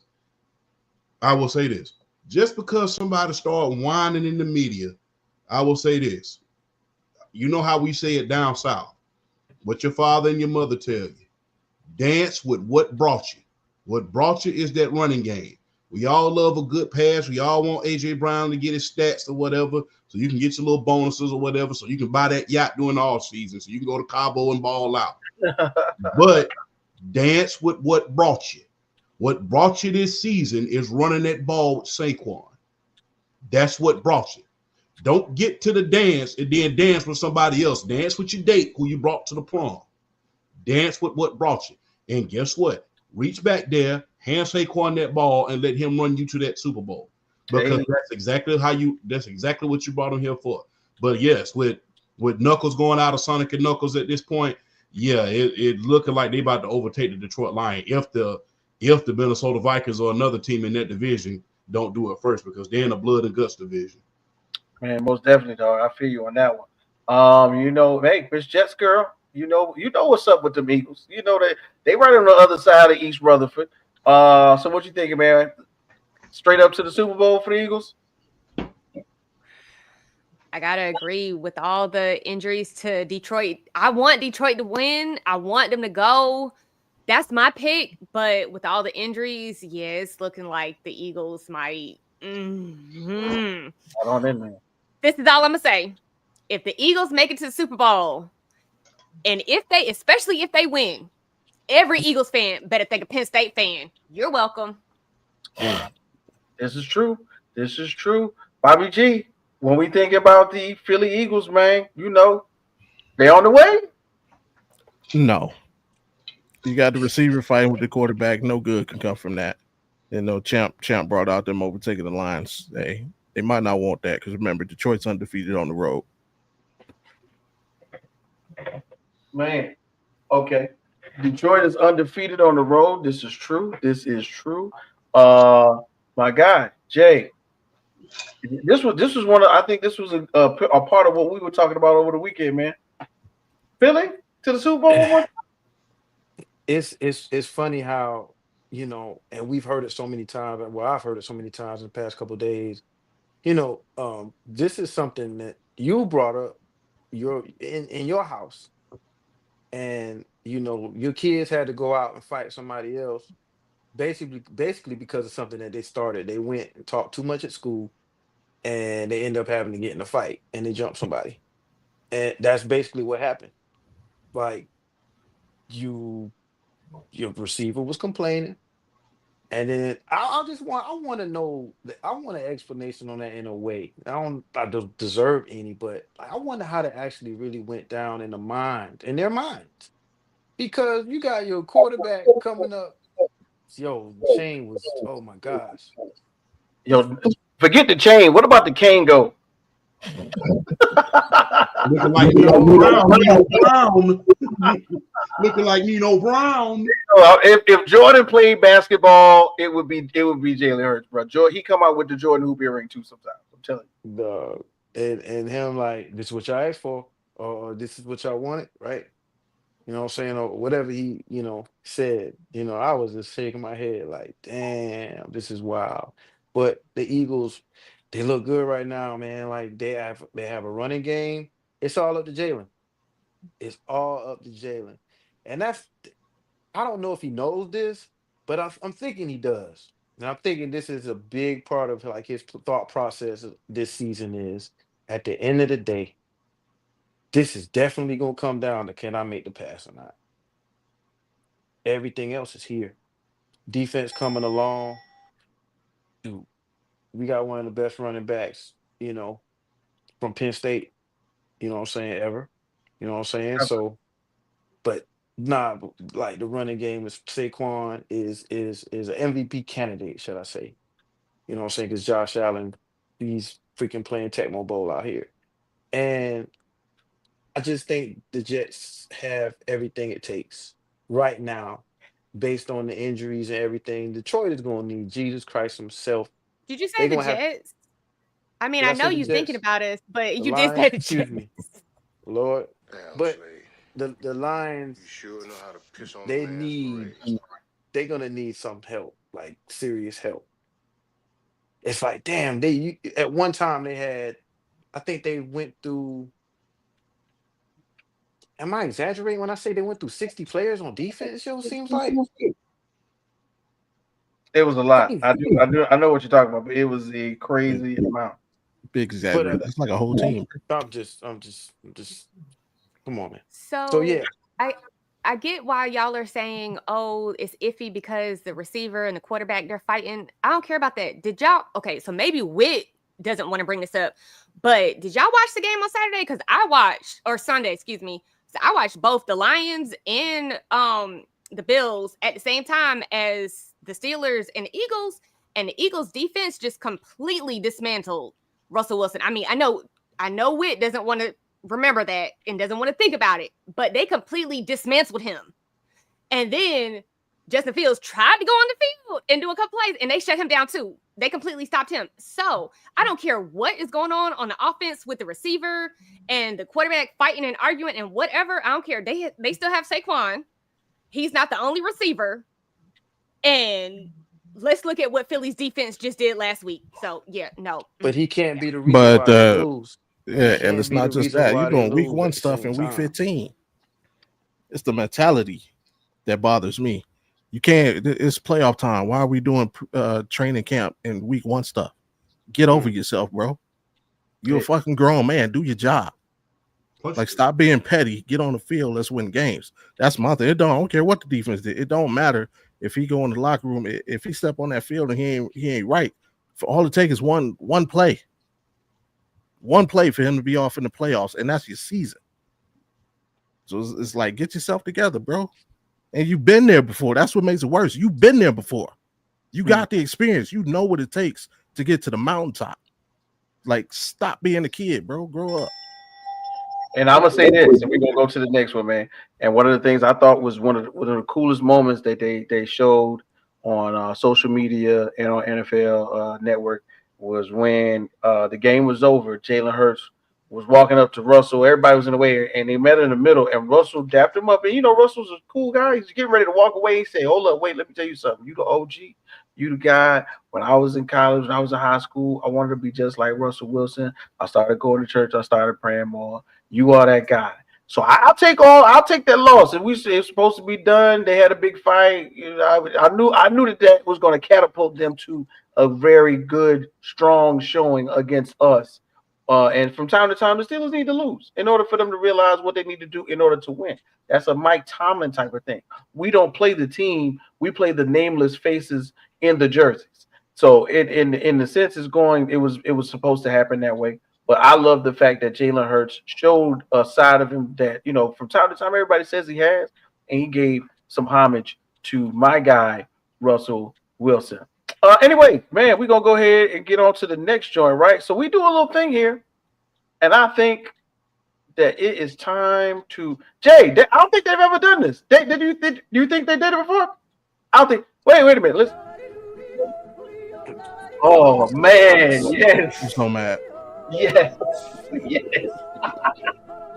Oh my God, ladies and gentlemen, I don't know if y'all know, but this is a RecRoom staple for about 3 seasons. This is the first one this season, right?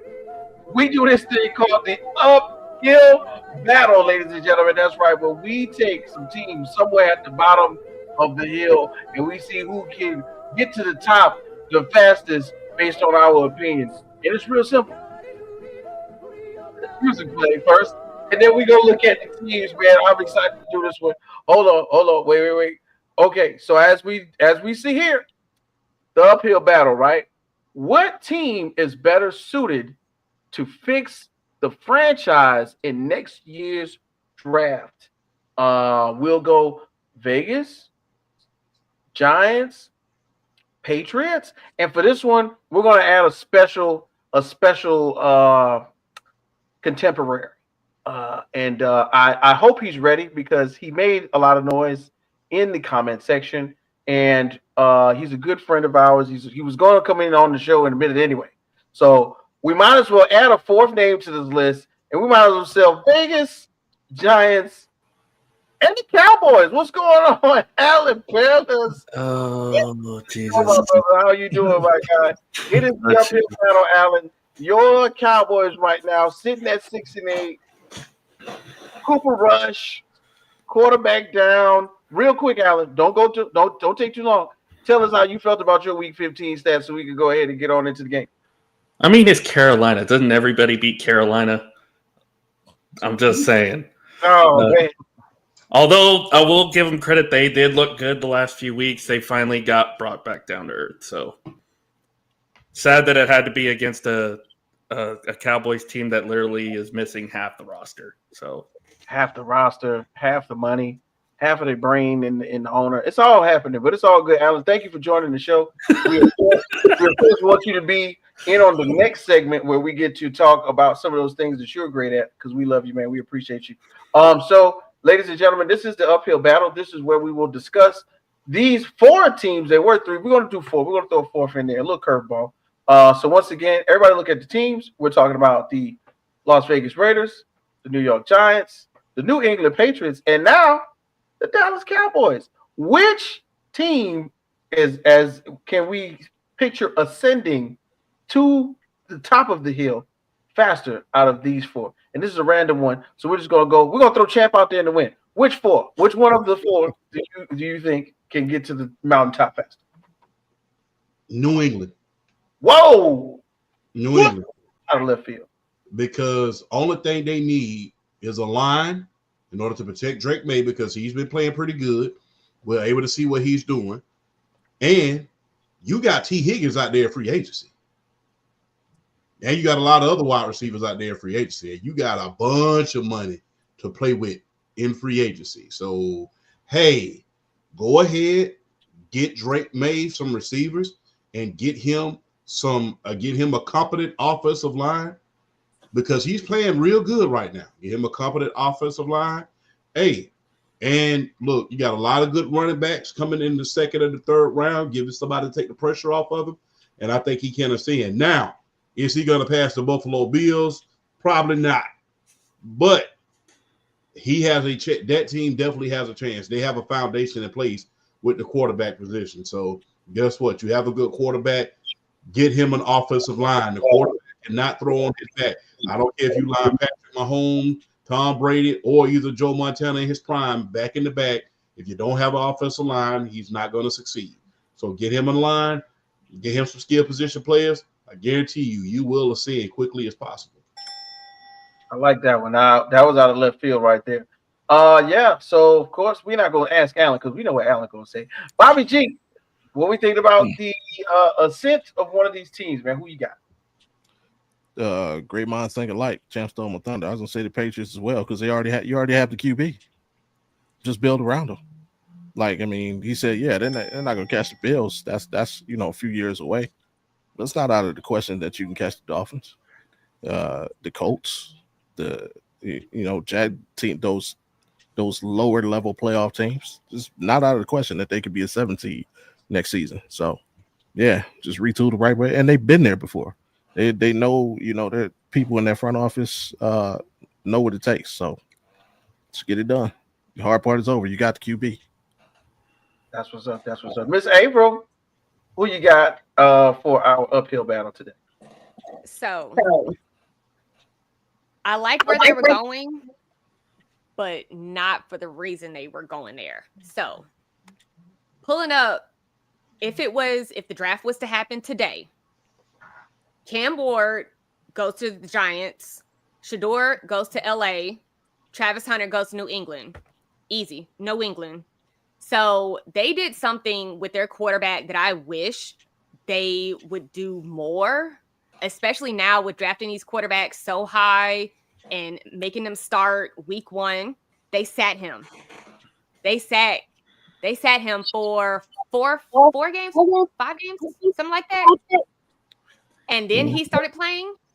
And I noticed from when they brought him in at the end of the game to when he started the game, he played different. You add Travis Hunter. Yeah. I'm nervous about the Patriots. It's like it's not having a Tom Brady team all over again, but it feels like it's heading in that direction of if they were to draft Travis Hunter. I understand everything else you were saying, but that one piece alone, with what they've been doing with their quarterback, yeah, I'm a little scared of them. Okay, all right. So, Jay, man, you're a professional uphill battler, if that's the right word. Jay, so with the 14s, bro, of course, we got the Raiders, we got the Giants, we got the Patriots, and the Cowboys. So go ahead and throw them on in there. Who you think? Every time I hear that music, I say, I cannot believe I thought this up. Best segment ever. Anyway, yeah. I want to go with the Patriots as well. But the thing that kind of gets me is that the Vegas, I think they have a little bit more to offer. For like as far as a spark, and I'm pretty much thinking that like Max Crosby, depending on where he goes, would change the answer to my question.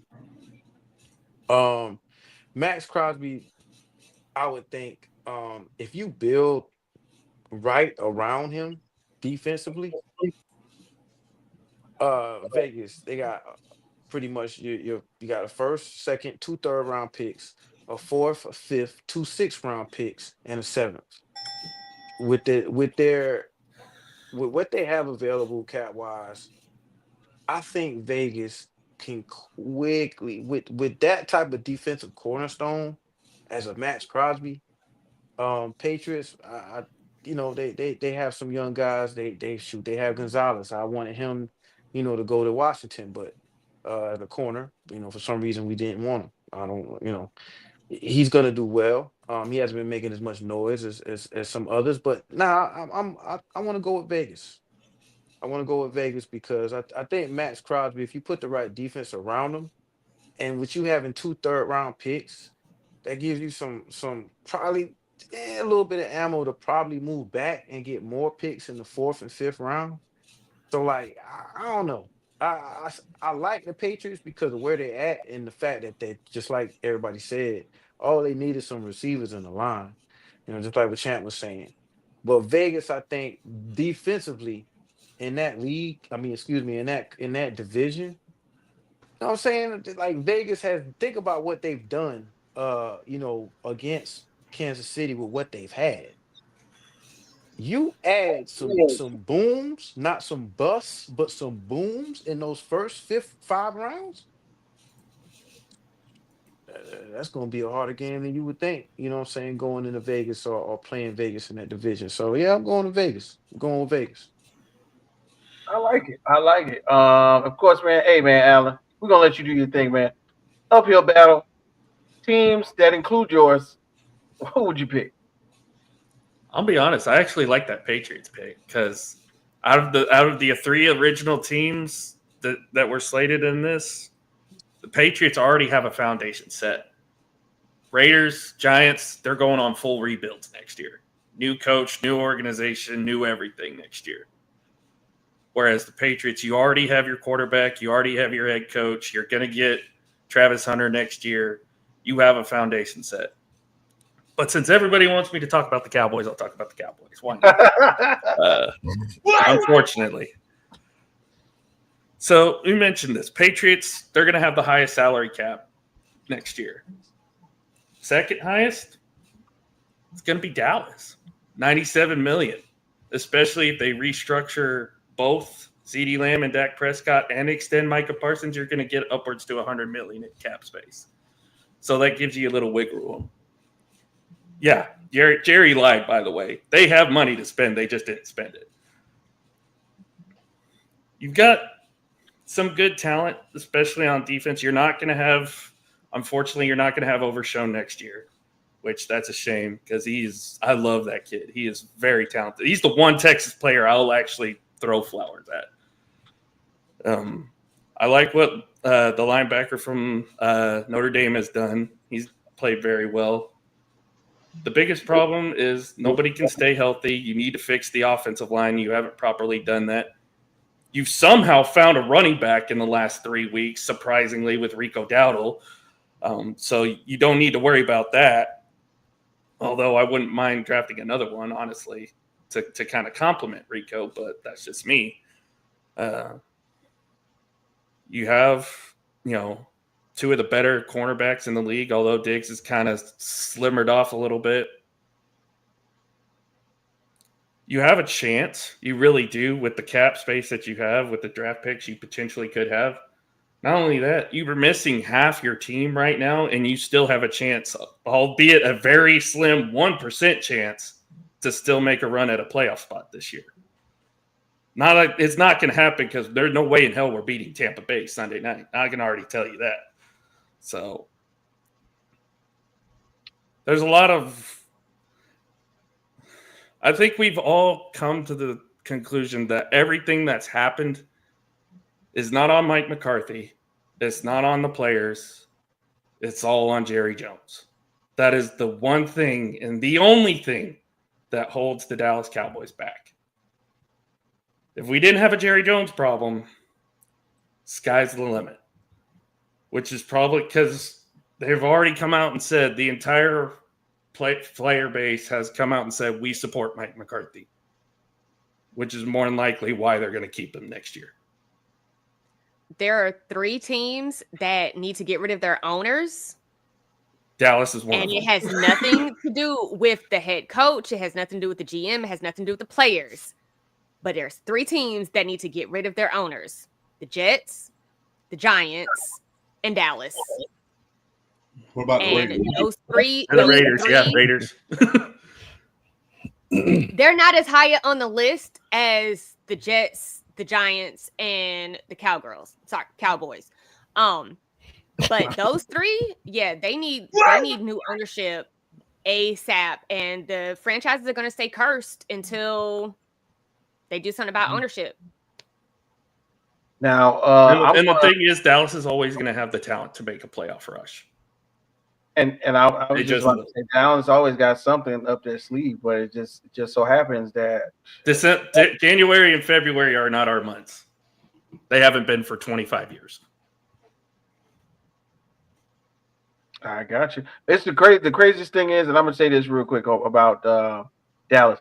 You know what Rico Dowdle really reminds me of, and God bless the day. It really reminds me of Marion Barber. I had to go look it up real quick. Oh I my God. remember Marion Barber Rest being in crazy. peace, Marion Barber. My God. Yeah, I remember Marion Barber being crazy. As far as coming in there and filling in the gap for. Had the greatest 2-yard run in NFL history.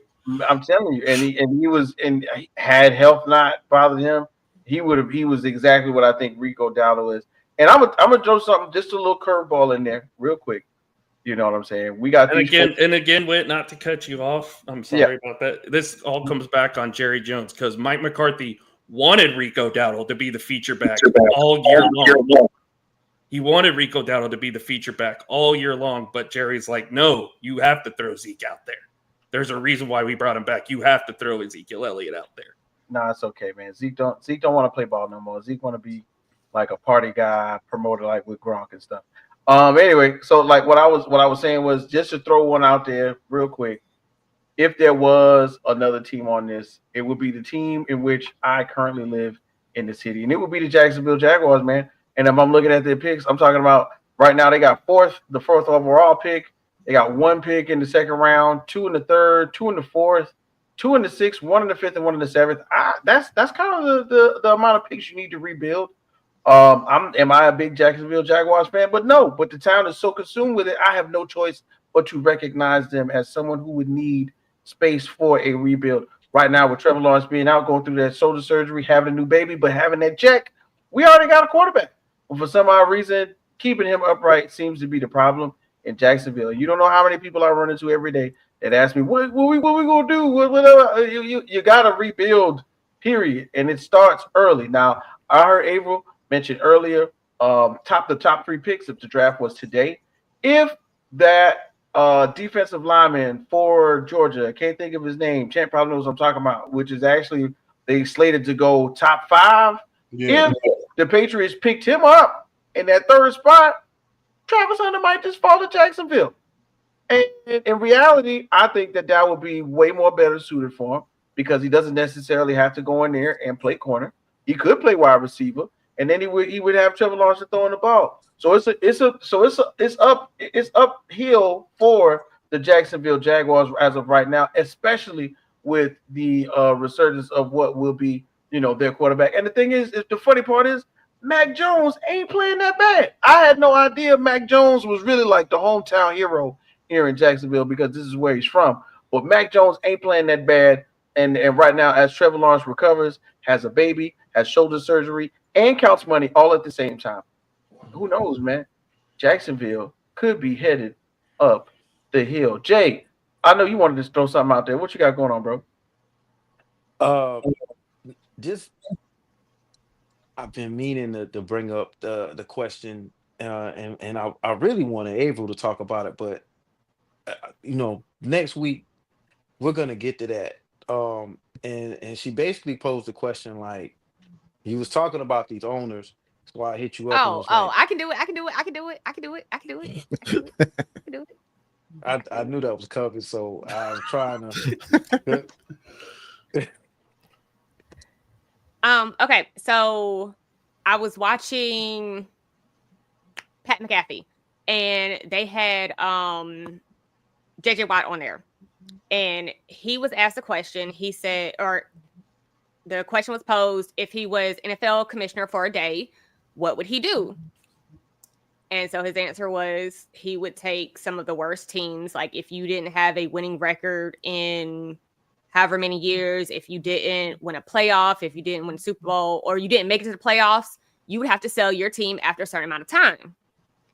So, and I don't have the list pulled up with me right now, but my team is one that's high up on that list of we haven't had a playoff win. We haven't had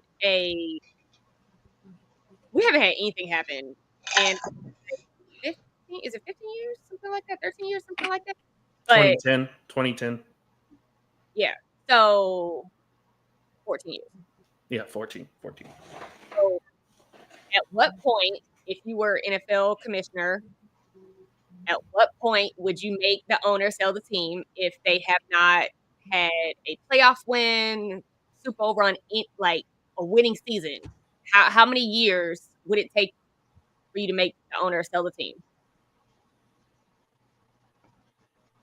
I like that. Like 10 years. 10? Yeah. The thing is, you're not going to be, look, the average time that it takes for you to see the full fruition of every last one of your draft picks that you have picked for a team, it's about 5 years, 3 to 5 years. Mm-hmm. And the thing is, everybody, look, as much as we live in a microwave dynasty these days, as much as we like seeing the Dan Marinos, the Patrick Mahomes, and these guys come out and light it up in their second year and take teams to the Super Bowl, it just does not happen that way for a lot of teams. It just does not happen that way. So guess what? In order to see the full metal jacket of your draft picks, how they're turning out and things of that nature, guess what? You need about 10 years in order to run a good team and see if you can run a good circuit. And the thing is this, a lot of times, a lot of teams get a lot of bad breaks. Some teams get bad breaks. Some teams, hey, you start off fast, your guys start getting hurt, everything, like the San Francisco 49ers this year. You know, hey, a lot of teams have bad breaks. But the thing is, it takes about a time frame of 5 to 10 years for you to start seeing the real fruits of your labor. The thing is, Jerry bought the team in like 1988, 89. We didn't see the fruits of his labor of that Super Bowl. We didn't see that Super Bowl team until like 3 years later. Mm-hmm. So that's why I disagree with you. And we didn't see the fruits of his labor 3 years later. It took Jimmy Johnson trading one Hall of Fame player to get 11 different players off draft picks to do it too. Again, but how often does that happen? Because the thing is, people love to bring up the Herschel Walker trade, but the thing is, years before that, the LA Rams did the same thing, and didn't nothing paid off for them. Okay, hold on. I got you. So you said 10. So you give them 10 years. If they don't have, do they have to make the playoffs or do they have to win the playoffs? They have to at least make the playoff, at least 3 playoff appearances. Okay. All right. So I got my charts up. So to even make it to the playoffs, last appearance in a postseason at 10 years, the only team that would be sold would be the Jets. The next team up is Denver Broncos. They're at 9 years. Now, if we go to actual wins, you got a lot more teams. So the Dolphins, they're at 23 seasons. Vegas is at 21 seasons. Washington is at 18 seasons. The Jets are at 13 seasons. Chicago's at 13 seasons.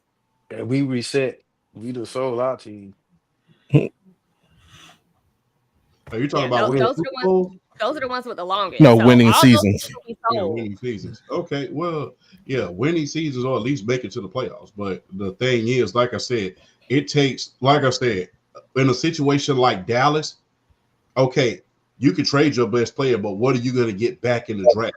Like I said, they had the Eric Dickerson trade with that years earlier, and you saw what happened to the LA Rams back then. They went downhill soon after that. Ended up getting rid of Kevin Green and a lot of those guys. Mm-hmm. And not to mention, they had Greg Bell. They ended up They didn't even want to pay him, so they had the same problem they had with Eric Dickerson. They ended up trading him to the LA Raiders. So it really depends on the personnel that you have. Give them 10 years.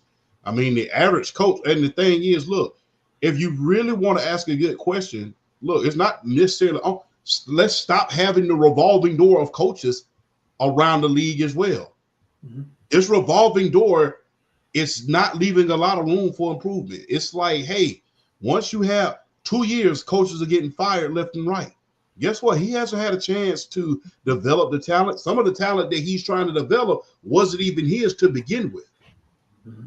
There's not a lot of look, we love the Mike Tomlin and all those guys, but there's not a lot of coaches that can come in almost immediately and turn chicken salad from chicken crap. So you need to stop having a revolving door of coaches. In the case of a lot of other things, yes, you need an average of 4 to 10 years to start seeing 3 to 4 years to start seeing the fruits of those draft picks. You have to, because like I said, especially if you are starting off fresh with a new quarterback, look at what happened to Bryce Young at the beginning of his tenure. Everybody was so quick. He's a bust. He's a bust. He has no line. He barely had skill position players. They tried to bring in Deontay Jackson, but guess what? He was a bust. He wasn't cooperating. And we see what happened when he went up to Baltimore. So when, and he followed the long cycle of Pittsburgh receivers that once they leave Pittsburgh, they're never the same again, including Antonio Brown. So, yes, you're going to need a lot more time in order to turn these draft picks, in order to develop players and to get the right coach in there. That way you can have the correct regime in there. And like I said, the Las Vegas Raiders, they definitely need new ownership, because everybody swore up and down that after the great Al Davis passed away, hey, they're going to be in a lot better position. They're going to be in a lot better position. They're even worse position than they was now. And from what I'm hearing from the grapevine, the Las Vegas residents, they don't really mess with the team like that. It just looks good. They don't really mess with the team like that. They're not in the community like a lot of other teams are, like the Falcons, like the Jets and stuff like that. They're not in the community. They put their organization first, and it rubs the Las Vegas residents the wrong way. So guess what? You're going to need about 10 years. After 10 years, that is more than enough time for you to at least make the playoff 3 times. That is more than enough time. That is more than enough time. That's why that'd be partially false, champ. I was going to say that's why you start to see teams like Pittsburgh, Dallas, all those other top brand teams when they go to places like Los Angeles or Las Vegas. That's why you see them mostly Steeler fans, Cowboy fans, or any other visiting fans in those stadiums, because the ownership is not buying in for the home team. No, it's almost an away game in a way of sorts. You can't judge Las Vegas like any other city, though. For the champ, like I said, I live in Las Vegas, so that's why I can say you're partially. My son literally just won championship in the Raiders Flag Football League. They're in the community, bro. So, yeah, I get what you're saying as far as that is concerned, but I'm talking about when I'm an Atlanta fan, I feel like I am an Atlanta fan. I don't live in Atlanta. I live in Columbus. But the thing is, they always do tours of the adjacent cities, because they know that is the only team that you have. That's the only team that we have here. With Georgia, the same thing. When the Braves won the championship, they brought the trophy they did a whole trophy tour all over. That's how like I said, from what I'm hearing, I said, one of my uncles live in Las Vegas. So that's what I'm hearing. But like I said, when you come to Atlanta, you know that's Georgia's team. When you come to Georgia, you know that's Georgia's team. When you hear about the Braves, everybody and their mama in the state of Georgia cheers for the Braves. When you talk about Las Vegas, it's like, I'm gonna tell you why. This is the only city in America where less than 10% of the population was born and raised here. 90% of the population is from somewhere else. Like there's a Browns backers club in it. So it's not as high as Vegas. It's not as high. 90% of the people in Atlanta ain't from somewhere else. 90. I said about 50% of people. That's 50, right? I'm talking literal 90, bro. Is from somewhere else. Hell, you got people who just live here or live in LA and work here. That's really like that. How long does that drive? 3 hours. Oh, Like damn. it's literally like that, bro. I've seen the driver's license, Cali driver's license with a Las Vegas address on it. It's crazy. Funny thing. I had to do a little statistic for my job. Yeah. Jacksonville is like top 4 for transient states where people are not from here. Vegas is like 3, and Atlanta is Vegas is like 2. Atlanta is like 3, and tied with Jacksonville. It's funny. But that wouldn't even New York is number your 1. main point. Nobody from New York lives in New York for some odd reason. It's happening more. They live in Jersey. We all know that. There you go. That's another part. That's a big part of it. But with the main point of the convo, I disagree with the 10-year thing only because I'm gonna give it as long as the owner shows me he can stay out the way. You're not the smartest person in the room. Like we talk about Jerry Jones. Remember, Jerry Jones didn't start losing until he thought he was the smartest person in the room.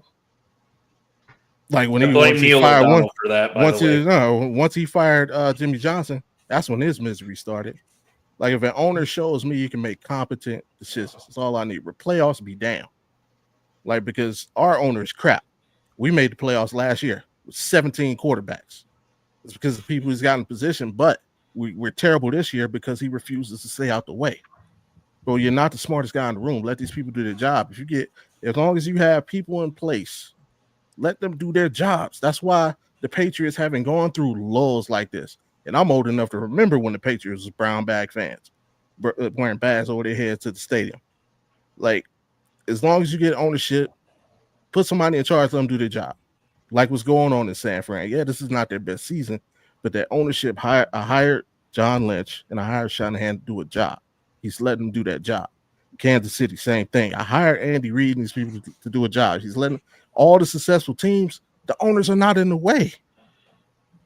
Like, and that's where it becomes. If the rest of the NFL stop pandering to each other, yes, we know Jerry Jones know how to make money, and we know he's the king of the finance committee. That's why he gets away with a lot of stuff.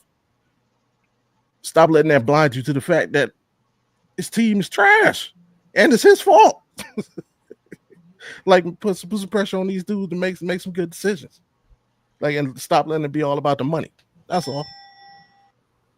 To your point, that's why I say both Jerry Jones and Woody Johnson, they got to go. Both of them, they got to go. They're meddling and they're not making the team better. They're making it worse. Those are the two that, as soon as I think of that, they have to go. The 95 Super Bowl was the worst thing that could have ever happened to the Dallas Cowboys. Yeah, with Switzer, absolutely. Mm-hmm. But think about, and again, I blame Neil O'Donnell. Sorry, Whit. Yeah, but the thing is, you got to think about some of the players that Jerry has brought to that organization as well. Is it really Jerry? Because the thing is this, and I'm just gonna play devil's advocate. Right. He's brought it. A lot of the great players that we've seen in the NFL have played for the Dallas Cowboys. We saw him bring in Julius Jones. We saw him bring in Marion Barber. We saw him bring in guys who were just magnificent at the wide receiver position. You saw him bring in star linebackers. You saw him bring Quincy Carter too. Now we saw him bring in Quincy Carter. Quincy Carter. Yeah, but you say what you will, Quincy Carter. When Bill Parcells was there, he took them to the playoffs and they were the number one defense in the league. So if Quincy Carter was great with Bill Parcells, not with Dave Campbell. Not with Dave Campbell. Yeah, I'm a big Quincy Carter advocate, but I think situation wise, Jerry Jones taught Quincy Carter out of mentality that in which he was winning. When the original standpoint of black quarterbacks were being brought to fruition, when they were kind of singling out Donovan McNabb as if he wasn't black, and Quincy Carter was winning football games, Jerry Jones went in the public eye and kind of was like, well, the dynamic quarterback, he's got to use his legs. And the thing was, Quincy Carter was actually playing the game the right way. And it took him out of his zone that he was in, and he was never really the same after that. And he said that, what he did after all of that, all that pressure of being after he kind of realized that he was the quarterback of the Dallas Cowboys, Quincy Carter admitted to going and smoking up pounds and not being focused. Like he admits that was his issue, the stress that he once did not realize he was under as the Dallas Cowboys quarterback, because he was having a good time. He was enjoying it. He was playing it for the fun of the game. That took precedence over what Jerry Jones said, and then all of a sudden the speculation and how he was playing and what he was doing for preparation. Black quarterbacks don't do this, they don't do that. That messed Quincy Carter up. And then we got a fun fact. Quincy Carter is the let me follow you to the bathroom so you can let me get a urine sample. That's what happened with Quincy Carter. Fun fact: Quincy Carter is the only Cowboys quarterback to have the same number as another Cowboys quarterback. Him and Don Meredith both wore 17. Dandy Don. They're the only quarterbacks to wear the same numbers. Like every other quarterback in Dallas history has worn a different number. Wow. See, look at that, Alan. Somehow, some way, you joined the show. I rooted for Quincy Carter too. Somehow, I became a fan in 2001 when they were terrible. I rooted for Quincy Carter. I liked watching him play. He just got hurt a lot. Yes, and somehow, some way, Alan, you joined the show, and we've talked about the Dallas Cowboys for 20 minutes. This is very, very much your fault. Very much your fault. I get what y'all are saying, but y'all have not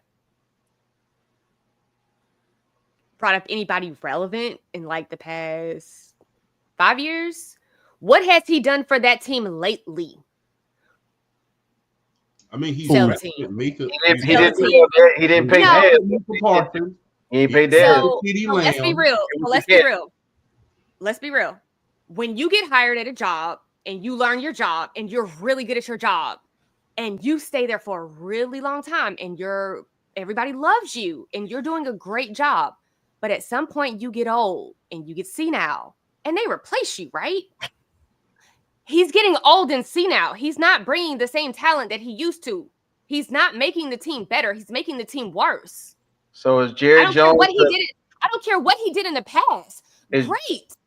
That's the history of it. What are you doing for the team now? Nothing. Sell the team. Is Jerry Jones the Joe Biden of owners? What are you doing He now? went 12-5 last year. He just went 12-5. They won 12-5 3 straight years. Yeah, they won 12-5 3 straight years. So the thing is, the only thing that they are missing. They can't get past the Packers. They can't get past the Packers. Once again, what have you done for this team lately? Again, you have to think about the coaching of this team. The only thing that I will blame Jerry Jones for at this point is he is afraid to bring in a coach that is going to overshadow him. Mm-hmm. That's the only thing he did. As far as talent is concerned, the Cowboys have brought in the best players that money can buy. We can't deny that. They're not winning. When the last time you've been to the Super Bowl? When the last time you won a playoff game? When the last time you beat the Packers? When's the last time anybody went to a Super Bowl in their name? When's the last time a team went to a Super Bowl and won a bunch whose name wasn't Patrick Mahomes and Tom Brady in the last 20 years? We're getting on to guys like Lamar Jackson, Joe Burrow, and Josh Allen. They're not winning Super Bowls. Okay, who is other than Patrick Mahomes? And that's fine. But the Dallas Cowboys are not in the same conversation as them right now. Nick Foles is in the chat. They're actually Big Dick Nick. They're making it to the playoffs. They're making it to the championships. The Cowgirls aren't. What has he done for the team lately? Again, they went 12-5 the past 3 years. It was only this year when the wheels just fell off. Remember, Micah Parsons got hurt. You remember their running backs got hurt. CeeDee Lamb got hurt earlier in the season. There was a lot of injuries going into this year. Like I said, the only thing that I believe the Dallas Cowboys lack is a strong-minded head coach who is going to keep them on track in Dallas. Dallas is kind of like living in that's the fault of ownership. And I think, like, for me, like, that's it. That's why if this was a real thing, I feel Jerry Jones would fall privy to it. Like, your team is like that, and what you do to elevate them is go hire a coach who hasn't coached in 20 years. That's your plan to make the team better? That's a fireable offense. Okay. So hold on. So they had all these good seasons, right? Okay, so hold on. Let's see when the last time in the past, and I haven't put up in the last 25 years, when have they won past the wild card? Oh, they haven't. Yeah, that was so Tony Romo. I don't care about them going 12-5. I the don't care about them making the playoffs. They have not won past the wild card. Jerry is old. At least we've been to the playoffs in the last 13 years. Wow. Low hanging fruit. Ouch. Shout out to Mark Sanchez. every year.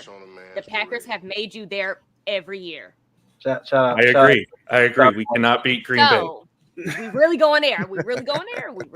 Come on. Ladies and gentlemen, you know what's crazy? I must say that this is one of the most spirited episodes of Rec Room that we have had in so long. So spirited that magically we have eclipsed 2 hours. Do y'all know we're supposed to be getting done by now? Y'all know that, right? Okay. So look here, man. I'm gonna tell everybody like this. Jay, are you there? Oh, come on back, Jay.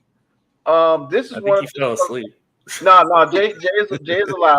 This is one of those times we gotta do the executive thing. Jay, my guy, we have been in concert the entire time. I love this. I love this dynamic right now with everybody in here. We had a great conversation. Avril, of course, is not taking no crap from anybody. Sell the team. And I 100% respect that. You know what I'm saying? Somehow, some way, you guys, we have to revisit this topic and possibly include other teams like the New Orleans Saints, who are going to be going on the snide shortly. The Cleveland Browns. You know what I'm saying? We have to revisit this.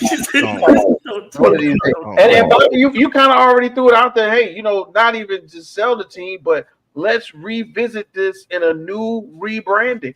Is that also an option? Is that on the table? I like it.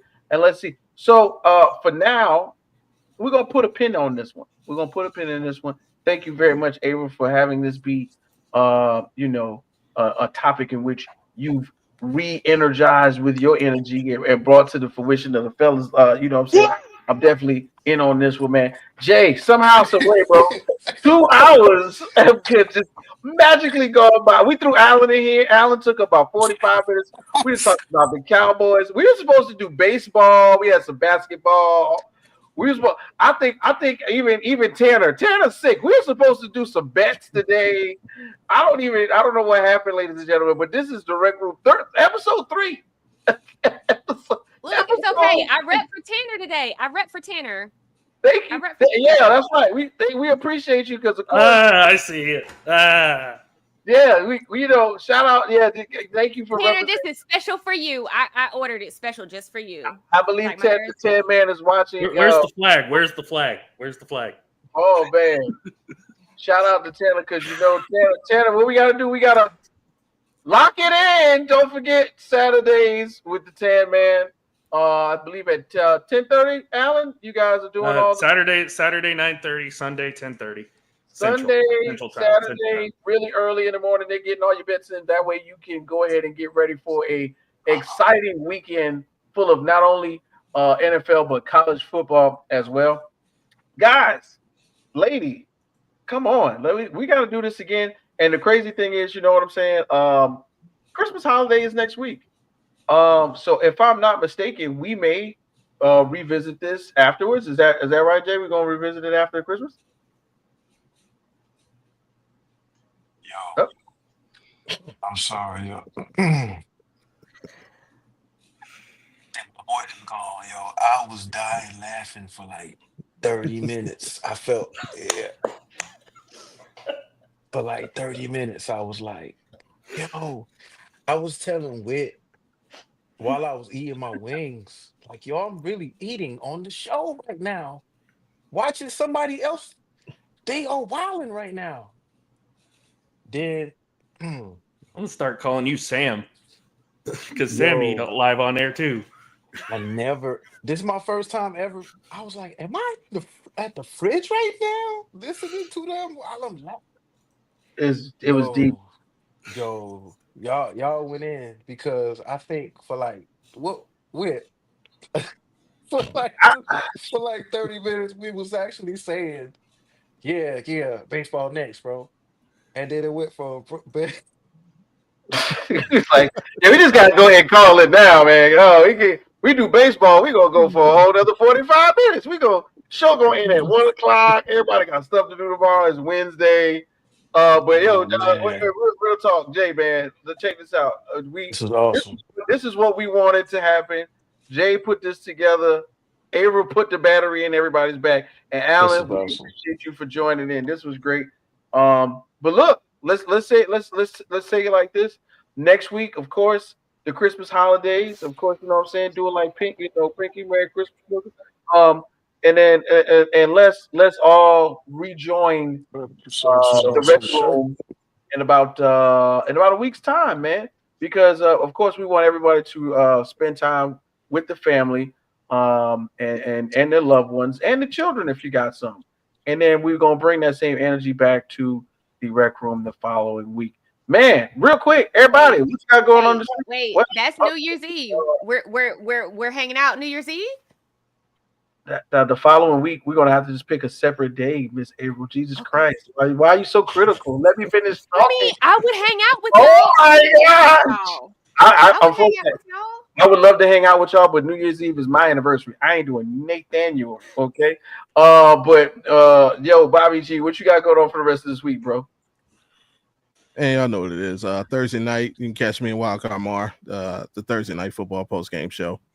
That'll be on the Audible YouTube channel. And then, of course, y'all know what it is, man. You want that real talk Friday, 7 Eastern, 4 Pacific, the Audible Sports Podcast, where sports meets life and culture. This week, because we got 2 more shows left in the year. So we'll be doing like a year in review show on Friday. So, check it out. Come in there. Be heard. That's what's up, man. Hey, champ, look, bro. I know you really plan on doing like one segment. I know. And first of all, too, we want to give a big shout out to Champ, who missed last week's show for an awesome reason. Champ said he had finals. He said he passed them all. Big shouts out to Champ on getting that work done. I said, man, education comes first, so we see you because we don't play no games about education here at the Rec Room. What you got going on the rest of this week, bro? Oh man, school is out, so I'm gonna be darn busy. Hey, we're gonna start with tomorrow. I will be on the Sports for You podcast, on the wrestling podcast. Thursday, Undisputed GOAT podcast. Shout out to myself, Flash, and BRL Sports on the Undisputed GOAT podcast for the special time this Thursday at 9. Friday, the Sports PSP podcast at 9 as well, man. The highlight of Friday nights. And look, you can always catch me on TikTok all the time, anytime. We keep the fresh content going on. So, hey, Sports PSP on Friday, myself, my own show on Thursday, Sports for You podcast tomorrow. So, hey, you can catch me anywhere and everywhere. And I will be back on the RecRoom Sports, man. Just leave the door open for me. I'll walk on through. You know it. That's what we gonna do, man. Hey, AP. I know you're busy, man. What you got going on, man? Well, earlier tonight, Sam and I did our Monday Night Raw recap. That was an interesting show to do. It's always fun doing a show with Sam. Sam's awesome. Mr. First Down, if you haven't seen him. And yes, I do acknowledge you, Bobby G. We also do our SmackDown recap every Friday night as well. That's at 9:15. That's about 15 minutes after the show goes off air. Tomorrow night, myself, Scott Cope, Jonathan Crispin, going to talk some baseball. Probably mostly talk about all the free agency stuff that's going on. I know we've been doing kind of like our hot stove type of series where we break down every division, but we'll probably talk mostly free agency stuff tomorrow. As mentioned earlier, I'm on Lock It In with Tanner and Scott every Saturday and Sunday. And then Sunday night, unfortunately, it is our Sunday night post game, and I have to talk about the damn Cowboys again. Oh man, why the hell are we on prime time? I will never know. Why are we still on prime time? Why are we still on prime time? Hey, Alan, I need you to do us here at the Rec Room. At least it's another team that I'm kind of sort of rooting for in Tampa Bay because obviously I'm an Oklahoma fan, so I'm rooting for Baker Mayfield. But other than that, why the hell are the Cowboys on prime time? That's all I ask. Alan, I need you to do us at Rec Room a favor. I need you to get a message to the Grish. That's right, Jonathan Grishman. We got Avril on the show. We've got you on the show. We've got baseball galore to discuss once these moves get made. We need that expert analysis. Go ahead and shoot him a message. Jay, man, I guess we got to do it. We got to do a whole another half a show. What you got going on this week, dog? Well, you get me now? Okay. Yeah, we got you. My phone actually told me, hold up a second. Wow. So yeah, shout out to Bobby, shout out to Champ. Oh, appreciate y'all being like whoa. I Who was knew? yo, this was amazing. Y'all don't understand how much I listen to sports radio at this time of night, 2 in the morning. When I'm actually thinking up some show stuff, I'm actually up Sunday night, usually from between 2 and 8 in the morning, all night, all nighter, sitting outside, getting inspiration. You know what I mean? So yeah, like I I really felt like I was listening to sports radio for the last 45 minutes, I think. And I was like, yo, I just told Whit, I said, I'm not even coming back, yo. I'm about to enjoy this. Like I'm listening to sports radio. And sorry, but I love this. I really I really really appreciated listening to this. And it was almost I could see Whit like, yo, don't ask that question. And you know, it was over after that. I lit Mm. it. I lit the match. I'm sorry, I lit the wick. And but what am I gonna be doing? I'm gonna be getting drunk in a town near you, watching sports. That's what I do. great, great answer. Yeah. Great answer. And then of course me, man. Tomorrow I believe Botkins has some things to do, so it's gonna be me and Mr. Bobby Blunts doing the MMA show. That's right. Thoughts. You And, heard it. and Kicks the Haymakers. Wednesday we doing the UFC, the last UFC event for the year. Great things to talk about coming up in 2025 for the UFC. And then Friday, man, we doing the In the Hoop show because we ain't gonna talk about now bit of basketball tonight. But that's okay. We gonna make sure we back in there. I got Bobby G on deck. We got Jay on deck.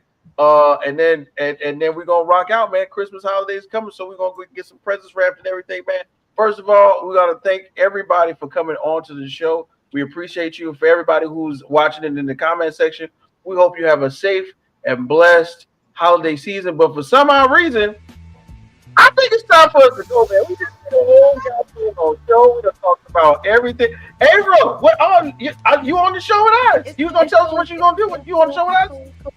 It's cool. Yeah, Hey, I'm on you the gonna, show you, tomorrow. I know. You know this is where you coming back. You with us. You hanging with the gang. One time for everybody in the building, of course. Thank you, Big Ron. Thank you. God damn it, Ron. You fired, Yo, Ron. Ron, yo, You fucking I fired. forgot about Ron. Thank Yo, you again, champ. what I the believe you had a great Ron, time, son? man. Once again, RecRoom, man, we out the door, man. Peace out, man. Real talk. Yo.